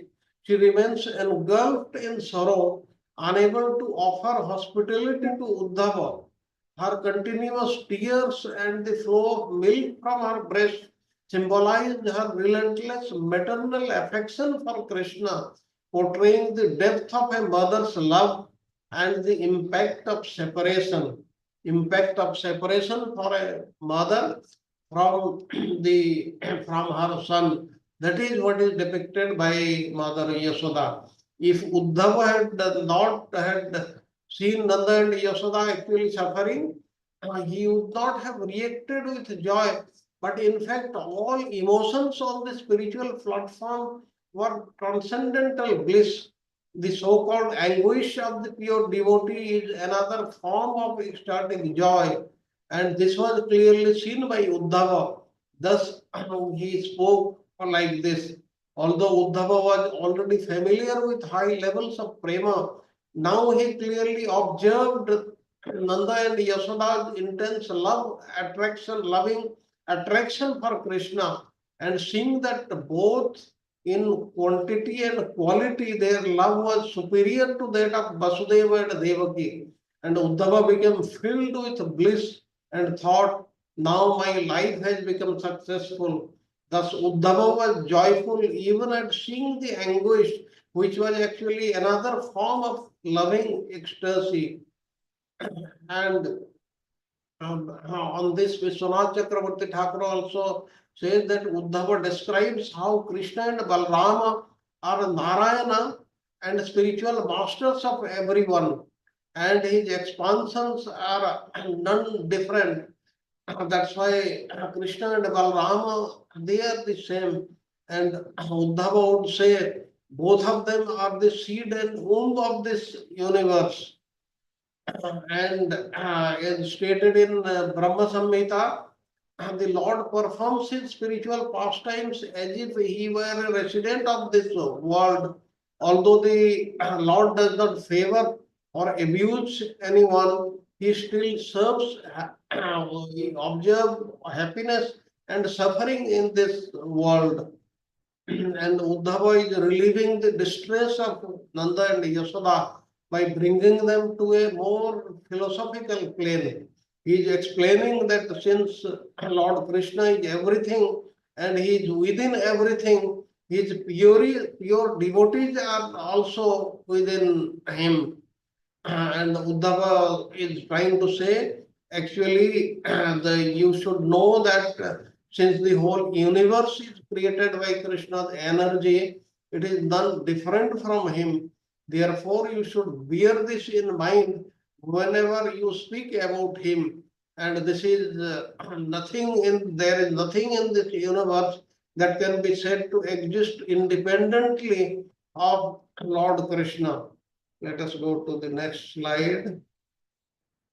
Now in this section, Uddhava seeks to comfort Nanda and Yasoda by imparting transcendental philosophy, emphasizing the depth of their love for Krishna and the nature of the divine. Recognition of love. Uddhava, upon witnessing the profound love of Nanda and Yasoda, realizes that their devotion surpasses even that of Vasudeva and Devaki. Their deep and intense love fills Uddhava with joy as he perceives their anguish as a form of loving ecstasy.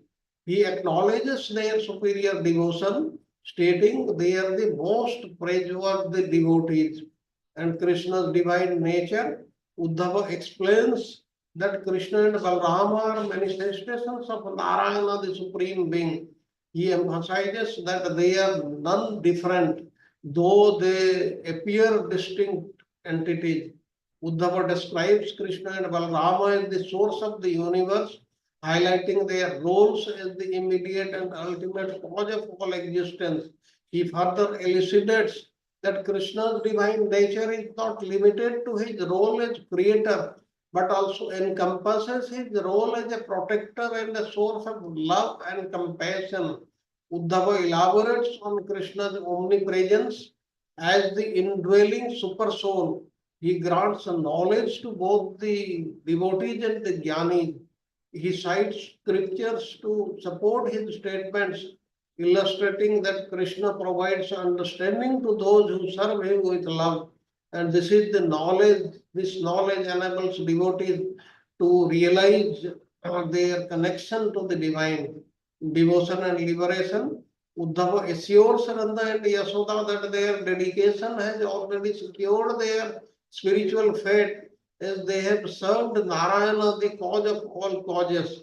He emphasizes that no further pious activities are necessary for them as they have fulfilled all their spiritual duties through their unconditional love for Krishna. He further explains that their devotion has led them to a state of liberation where they are free from the cycle of birth and death and are eternally connected to Krishna. Spiritual knowledge as a means of relief, ever that he might need to temper their prema, Uddhava decides to discourse on spiritual knowledge, explaining Krishna's nature as the super soul. He highlights that Krishna is not merely their son, but the supreme absolute truth, free from material attachments. These are all, he is in the Jnana platform, and the Brajavasis, they are in the Bhakti platform or spontaneous love for Godhead in that platform. And that's why both these things, they are not matching. But Uddhava is trying to make them understand in his own way. Unity of Krishna and his creation. Uddhava clarifies that although Krishna is beyond the material world, he manifests through his energy and interacts with his devotees. He emphasizes that devotees who cultivate the loving sentiment towards Krishna will experience him as their dearest reinforcing the idea that Krishna can embody different relationships based on the devotee's sentiments. One can consider him to be his master, his son, lover, like this, all the relationships. And he further explains that Krishna's unity with his creation is not just philosophical concept but lived in reality for those who sincerely love and serve him. That's why loving and serving the Supreme Lord without any conditions, this is the essence of love of Godhead. And conclusions about Uddhava's teachings. Uddhava concludes by reminding Nanda and Yasoda that everything in the universe is interconnected with Krishna. Understanding this relationship can help them reconcile their parental love with the broader philosophical truths about the nature of the Supreme through this dialogue. Uddhava articulates profound spiritual truths while respecting the deep emotional connection that Nanda and Yasoda share with Krishna. And his teachings aim to provide solace amidst their suffering, illustrating the interplay of love and philosophy in the context of devotion. Now, though the entire night was passed in discussion, Uddhava could not pacify Nanda and Yasoda, nor get them to accept his advice. Then Nanda considered things in this way. Uddhava wants to enlighten us by saying that Krishna is the Supreme Lord. We know that at Krishna's name-giving ceremony, I have heard Gargamuni say that your son will be equal to Narayana in qualities. Indeed, who else is there more equal to Narayana than Krishna? Therefore, from Garga Muni, we learned that our son is Narayana. Besides that, we also personally experience our son to be Narayana when he killed Putana, Agha, Baka, lifted Govardhana hill, stopped the forest fire, and made the ruler of Vaikuntha Loka offer respects. Certainly, I realize that Krishna is Narayana, the super soul and the supreme Brahman. Nevertheless, nothing inhibits me from thinking of Krishna as our son. The proof of Garga's words, he said, this son of yours, even though Krishna may be supreme personality of Godhead, we do not think of him as an object of worship. We simply think Krishna as our son and find satisfaction by offering him the remnants of our chewed betel nut. If he were not our son, our minds would not be satisfied. Before Krishna's birth, we could meditate on Narayana, our family deity. But now, as soon as we meditate on Narayana, Narayana appears directly in front of us. And this is a sign of the satisfaction in our minds. Therefore, acting like this in relation to our son is not a fault. And this is what is the discussion going on between Uddhava and Nanda Maharaj. Now, thereafter, what happens? Let us see. Go to the next slide. In this section, the activities and thoughts of Braja Gopis are presented alongside Nanda's reflections as they await Uddhava's message from Krishna. Nanda's reflection on Uddhava's advice. Now, Uddhava advised him on very many matters. Now, let us see what Nanda thinks. Uddhava cannot pacify Nanda and Yasoda after a night's discussion. Nanda contemplates Uddhava's intention to enlighten them about Krishna being the Supreme Lord. He acknowledges that they are aware of Krishna's divine nature, which Gargamuni foretold at Krishna's name-giving ceremony.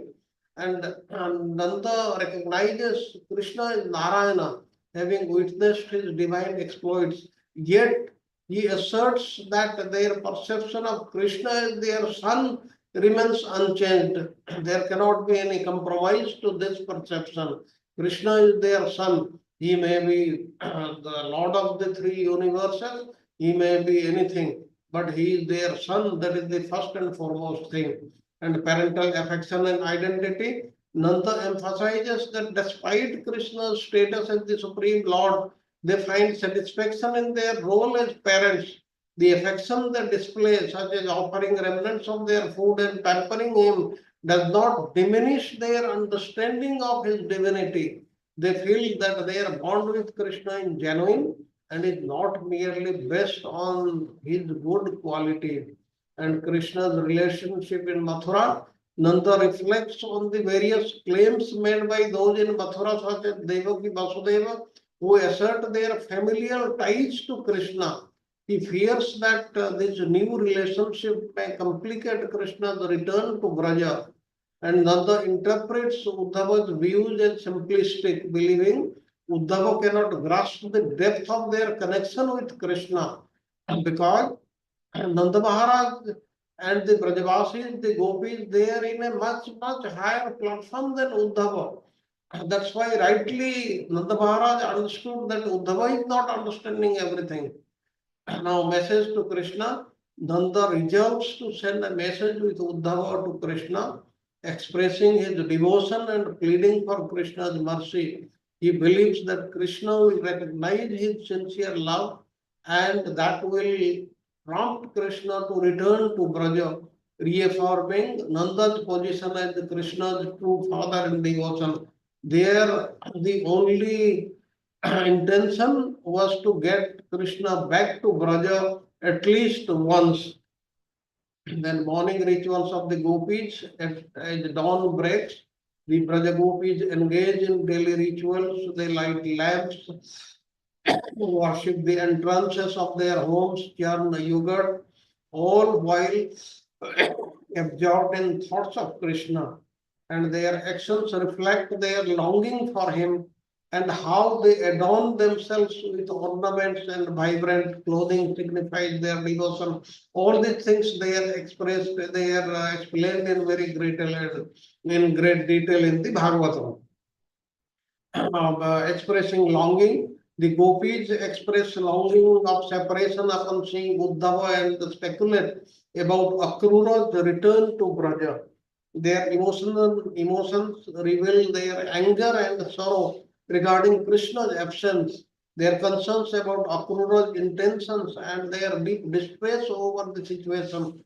And these sentiments highlight the depth of their love for Krishna and the profound impact of his departure on their emotional well-being. Anticipation of Uddhava. The gopis' reactions to Uddhava's arrival signify their hope and anxiety about Krishna's well-being. They are eager to receive news from Uddhava, reflecting their emotional turmoil and intense longing for connection with Krishna. Their feelings are palpable, underscoring the depth of their emotional investment in Krishna's welfare. They want all this information from Uddhava, which we'll be talking in the next two classes. And conclusion, through these activities and thoughts, the passage underscores the profound love and devotion of Nanda and Yashoda and the gopis for Krishna. Their experiences of separation vividly illustrate the depth of their relationship, highlighting how their love transcends ordinary emotional ties and enters the realm of spiritual devotion. The anticipation of Uddhava's message is crucial in their ongoing connection to Krishna, a connection that is deeply spiritual and profound and moving. And then we'll see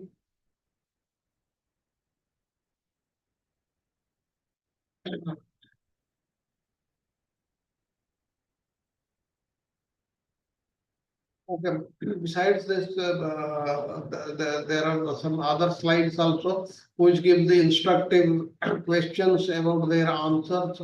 What specific experience do the residents of Braja undergo when Krishna is absent and all that?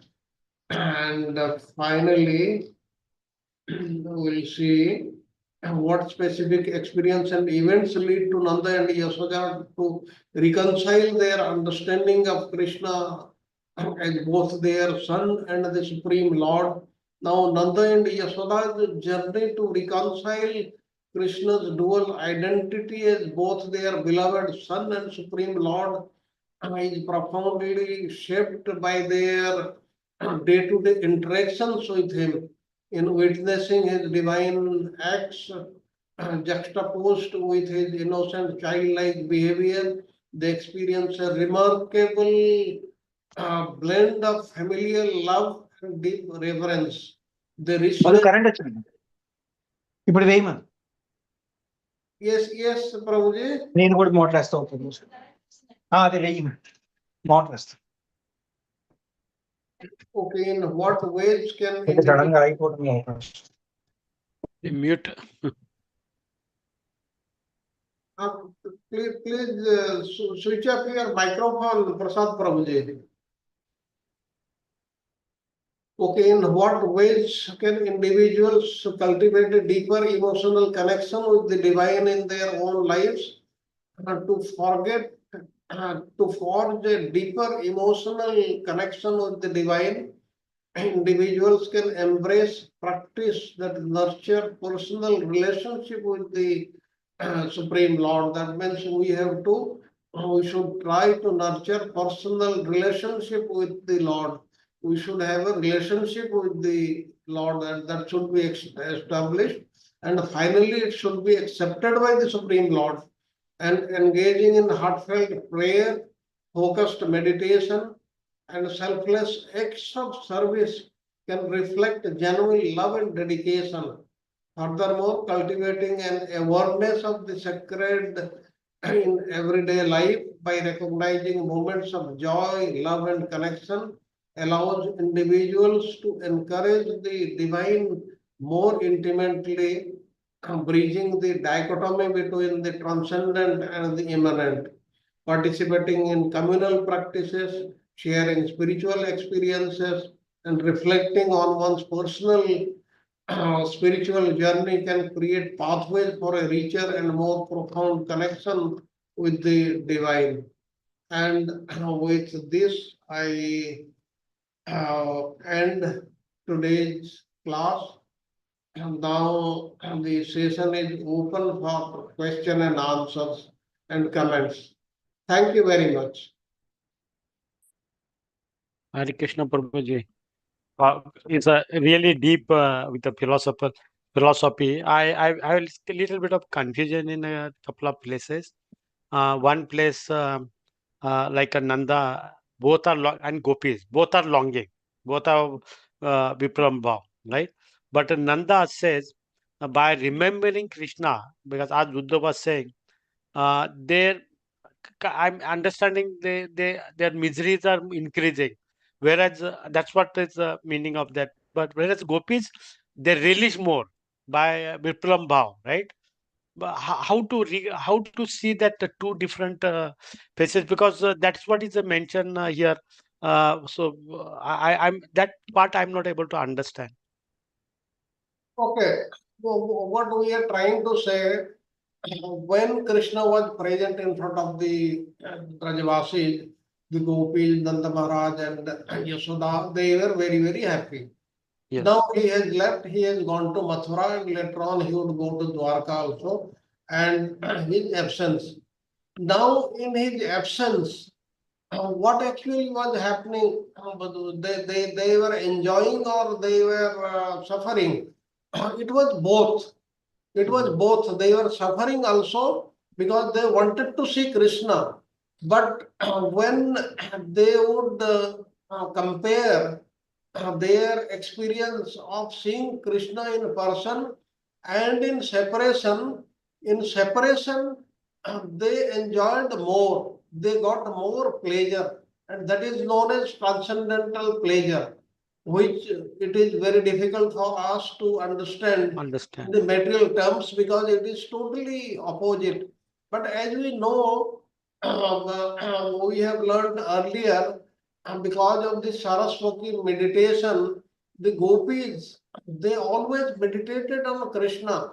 With their eyes closed or open, they saw Krishna.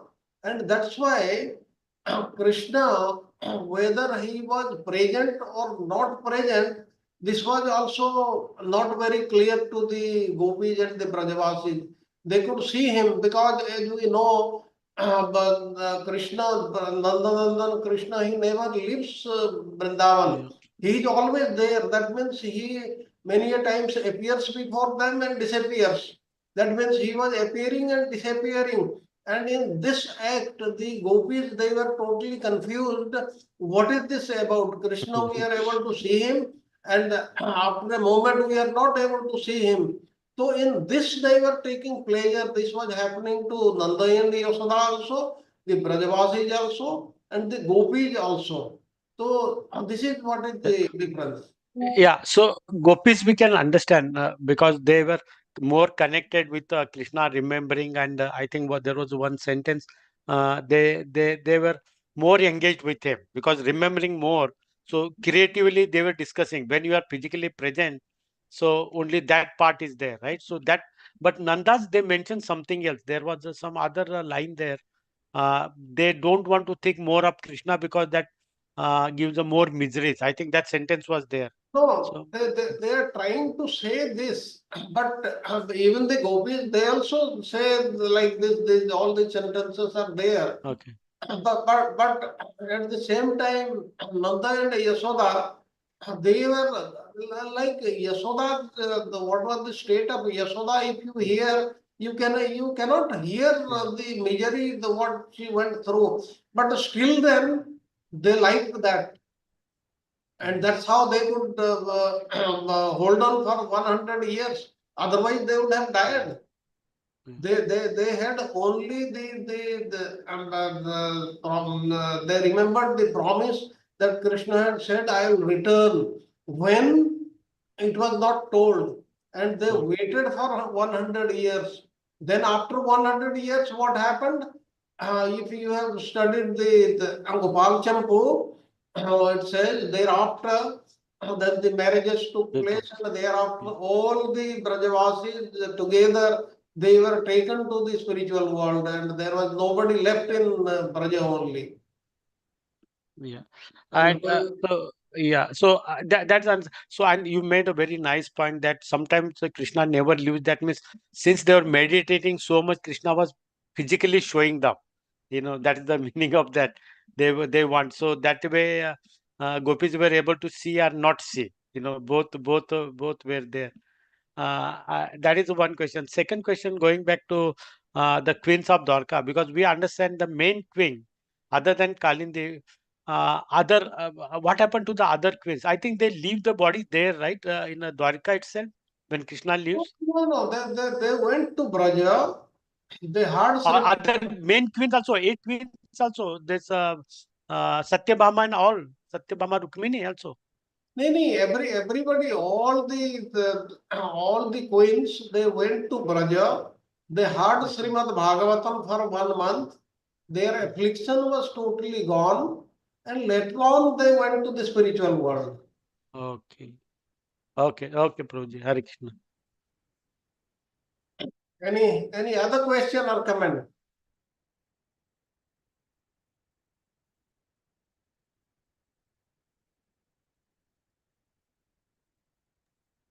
हरे कृष्णा प्रभु जी। हरे तो Krishna. Wonderful class प्रभु जी। मेरा मतलब realise अभी हुआ कि भगवान ने उद्धव जी को यहाँ भेजा वृंदावन में, क्योंकि वो भक्ति लेवल पे लाना चाहते थे, प्रेम लेवल पे लाना चाहते थे उनको। क्योंकि उनको मालूम था कि अगर जब भी मेरा लीला समाप्त होगा, फिर उद्धव जी को ही रहना है यहाँ, तो वो जो भक्ति लेवल पे होंगे तो प्रचार भी अच्छे से कर पाएंगे और भगवान का बारे में बता पाएंगे अच्छे से। तो उसको जरूरी है कि ये लेवल पे पहुंच सके और ये भाव समझ सके। Yes, like in 11th canto of Srimad Bhagavatam, you'll know when Krishna was about to leave, he came to Prabhas Kshetra. He was sitting under a banyan tree, and he was in his 400 form. At that time, he instructed Uddhava. And you know who else was present with him? Maitreya Muni. Maitreya Muni, yes. He was Praise the Lord. Prabhuji, currently we are doing this chapter only. Mhm. Uddhava में हम भक्ति वैभव में यही chapter कर रहे हैं अभी. Okay, okay. Uddhava meeting Vidura Vidura and Uddhava संवाद Yes, yes. वही शुरू है. बहुत इंटरेस्टिंग है. He was taught by Krishna, and that is known as Uddhava Gita. That is the same Bhagavad Gita expanded in much greater terms in Srimad Bhagavatam 11th canto. And that was to enable him to go to Badrikasrama and teach or give this discourse to the sadhus, to the rishis there. And you know what is the greatness of Uddhava. How many have gone to Badrikasrama? Yes, in I had been there. Yes, like in all temples, we have got the forms of the Lord in which they are used for various festivals. Like in Jagannath Puri, it is Madan Mohan. When he goes for this during the summer season, when he goes to the for boating, it is Madan Mohan who goes. In Badrikasrama, you know which is that form? It is Uddhava. Wow. Okay. They brought it to Joshimath, that winter said, because are you talking about that? No. Not only that, during various, because the main Festival. the main deities, they are not lifted. Going. Yeah. Only the representative forms, they are taken out. Yes, during winter they go beyond Joshimath. Okay. We call Utsav Murti, the small, Yes. we call that, yeah. Yes. That is the thing. The Utsav Murti of Badrika Dham is Uddhava only. So wonderful, Prabhuji.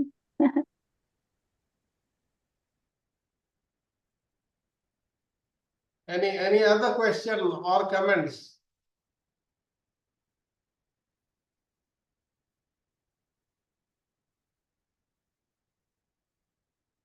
So if we do not have any questions or comments, then we'll conclude today's class with the Nrsimha prayers. Prabhuji, something for the Narsimha Leela, please. Some sentence. Yes. आप बताइए ना प्रभु जी. आप थोड़ा नरसिम्हा लीला के बारे में बता दीजिए ना. टाइम है तो थोड़ा शॉर्ट में. आज है नरसिम्हा लीला. Nrsimha Leela, actually, what we hear, it is at a very superficial level. But if we go through the Srimad Bhagavatam verse by verse, like yesterday I was listening, it has got so much of meaning, and what Prahlad Maharaj tells us in his teachings, it is unimaginable. Okay, you are asking about Nrsimha Leela. I'll talk certain things only which you would not have heard only. Let us try to remember these things. Now, what about Hiranyakashipu? Now, Hiranyakashipu, he had occupied all the three worlds and he was reigning, he was the Supreme Lord. You know how he was acting? Means what? He was a demon, right? He was terrorizing and all those things we hear. So, he has a full knowledge about Vedas and all, but still he is not realize it. Okay. I'll tell you certain things. Like the Digpalas are there, the Surya, Chandra, and all the other deities are there. And in their place, Hiranyakashipu had kept the demons only. The demons, they were performing the duties of these Indra, Chandra, Varuna, and all these people. And even his spiritual master, that is, who was his spiritual master? Sukracharya. Sukracharya. Yeah. Okay, Sukracharya, he was also very much afraid of him. He thought now he has become so powerful, he has got all the powers. I don't know what he is going to do. Then he decided, he said, it is better to leave this place now. Then he went to him, then said, I want to go and do penance for a few years. Now Hiranyakashipu said, whom are you going to worship? I am everything. If you have got anything else, then you ask me. I'll give you. Then Sukracharya, he got the point. He said, no. I know that you are the king of the universe. You have no time to do penance. That's why I want to do penance for you. Then he said, yes, then it is all right, you go. Then one day Narada Muni came. Now everybody was afraid of Hiranyakashipu. Now Hiranyakashipu, when he saw Narada Muni, he asked him, who are you? What is your name? He said, I am called Narada Muni. He said, Acha, I have heard your name. Then what are you doing here? What is this with you? He said, it is Veena. And Veena, with this, what do you do? He said, I compose songs and sing. He said, you compose songs about whom? You know what Narada Muni said? He said, I compose songs about you and sing in the whole universe. Then Hiranyakashipu said, okay, then it is all right, you go and do that. Then the various rishis, they asked Narada Muni, he said, in front of Hiranyakashipu, you told a lie. You say Narayana, but now you are saying you are singing the glories of Hiranyakashipu. Then what explanation he gives? He says, you just wait for a little, a very great devotee, that is Prahlad Maharaj, he will be born here. And when I sing the glories of Prahlad Maharaj, the glories or the things about Hiranyakashipu will also come. That means that his things cannot be excluded from the story of Prahlad Maharaj. So all these things he was so powerful, then nobody could do anything, including Lord Brahma or Lord Shiva or any of the demigods.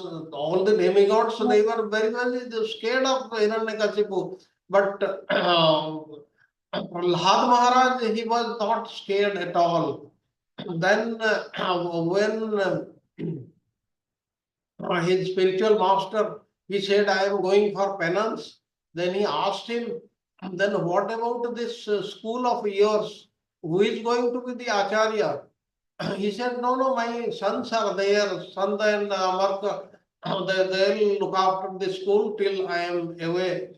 Then they started teaching the boys, including Prahlad Maharaj.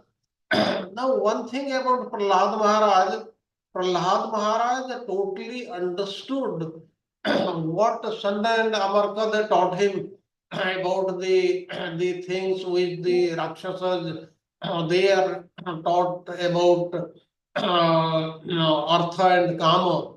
And after hearing even once, Prahlad Maharaj, he remembered everything. And if their teachers wanted him to repeat those things which have been told, he used to repeat. That's why these two teachers, that is the two sons, they thought, if we take Prahlad Maharaj to Hiranyakashipu, and he will ask what you have learned. He will say all the things he is repeating here, and he will reward us. Then that took him. That did not that did not take him to the palace, but to the place where he was with his total entourage, and he asked him, and in the first the instance, what he said, what was the answer given by Prahlad Maharaj? Anybody can say? What have you learned from the from your gurus? Actually, he was not very correct in framing the questions. If he had asked what you have asked, what you have learned from Sanda and Amarka, what these two have taught you, he would have told him in verbatim. But he said what you have learned from your spiritual master. Now that time he remembered not these two, but Narada Muni. And he told what he had learned from Narada Muni. And hearing this, Hiranyakashipu, he was not angry at all. He laughed at him. He said, I don't know from where he has learned all these things. Then he told the Sanda and Amarka, go and teach him properly. And the second time he came, then when Hiranyakashipu asked him, what have you learned? Then he gave that famous verse, Sravanam Kirtanam Vishnu Smaranam Padasevanam and all that. And from there his persecution started. He tried to kill him. And at the end what happened? Hiranyakashipu was so much perplexed. He said the whole universe, everybody, including the demigods, they are scared of him, scared of me when I just look at them. But you are the only one who is not scared. What is the reason? And from that discussion, he said that it is the Supreme Lord. And Hiranyakashipu asked, where is he? Then he said, he is everywhere. Is he there among this pillar? He said, yes. Then from there he came and killed Hiranyakashipu. But before killing him, he asked him many questions. Like he had many conditions. I should not be killed by any human being. I should not be killed by any demon. I should not be killed during day. I should not be killed during night. Like all these things, the Lord asked him, is it so? Is it so like this? And he kept on denying. That means all his desire, because what if the Lord or his representative has ever promised anything, then that the Lord is not going to break that promise at all. And that's why finally he killed him. And thereafter, Prahlad Maharaj, he became the king and he ruled the kingdom of the demons. So this is in very brief, but we should try to study in this 7th canto of Srimad Bhagavatam the teachings of Prahlad Maharaj. The Srila Prabhupada has got a book also, Teachings of Prahlad Maharaj. That is very interesting, and that is what is the gist. And as you know, after the second visit of Prahlad Maharaj to Hiranyakashipu, when he threw him from his lap, thereafter what happened? Prahlad Maharaj came and he made all the demon boys as devotees. That is what he did. Because he taught them what Narad Muni had taught him when he was in the mother's womb. Like this, these are all long stories. We should try to read them at least. This Prahlad Maharaj story, and I'll also send in the WhatsApp group today what I said I was hearing yesterday. That is in much greater detail. I just told you some of the things.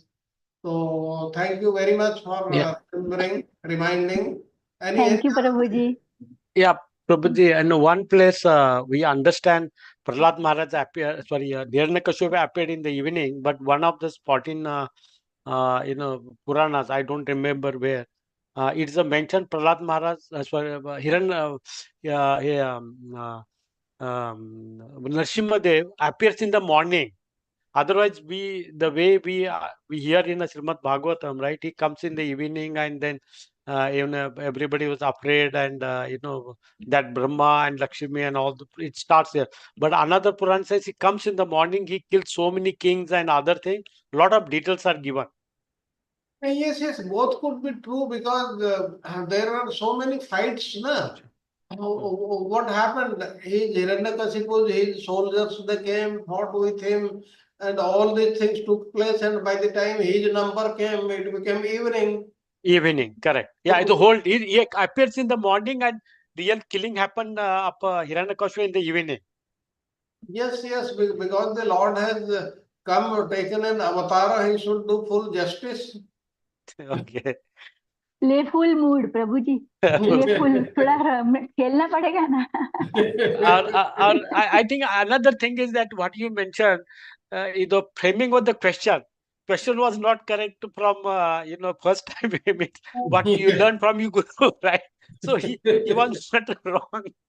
Very nice. So the most famous shloka of Prahlad Maharaj. May I chant that shloka? Yes. Yes. Shri Prahlad Uvacha Matirna Krishne Parato Satova Mitho Vipatit Gruha Vratanam Adanta Gopi Vishitam Tamistram Puna Punascharvitam Charvananam. इसका मतलब है, प्रहलाद महाराज ने उत्तर दिया, अपनी असंयम इंद्रियों के कारण जो लोग भौतिकवादी जीवन में अत्यधिक अभ्यस्त होते हैं वे नरकगामी होते हैं और वो बार बार उसे चबाते हैं जिसे पहले ही चबाया जा चुका है. ऐसे लोगों का कृष्ण के प्रति झुकाव न तो अन्यों के उपदेश से, न अपने निजी प्रयासों से, न ही दोनों के मिश्र योग से कभी हो पाता है. Hare Krishna Prabhuji. Thank you. Thank you, Mataji. Thank you. It is very, very true. If we think we can reach the Supreme Lord by our own efforts, by our devotional service, by anything and everything we can do, because of our Purusartha, because of our Prarabdha, they are all incorrect. That cannot happen. Ultimately, it is the mercy of the Supreme Lord. Mercy is everything. And our own efforts, they are nothing at all in this path. That's what Prahlad Maharaj is saying. And this, we should remember it very nicely. Any other comment? Archana Mataji.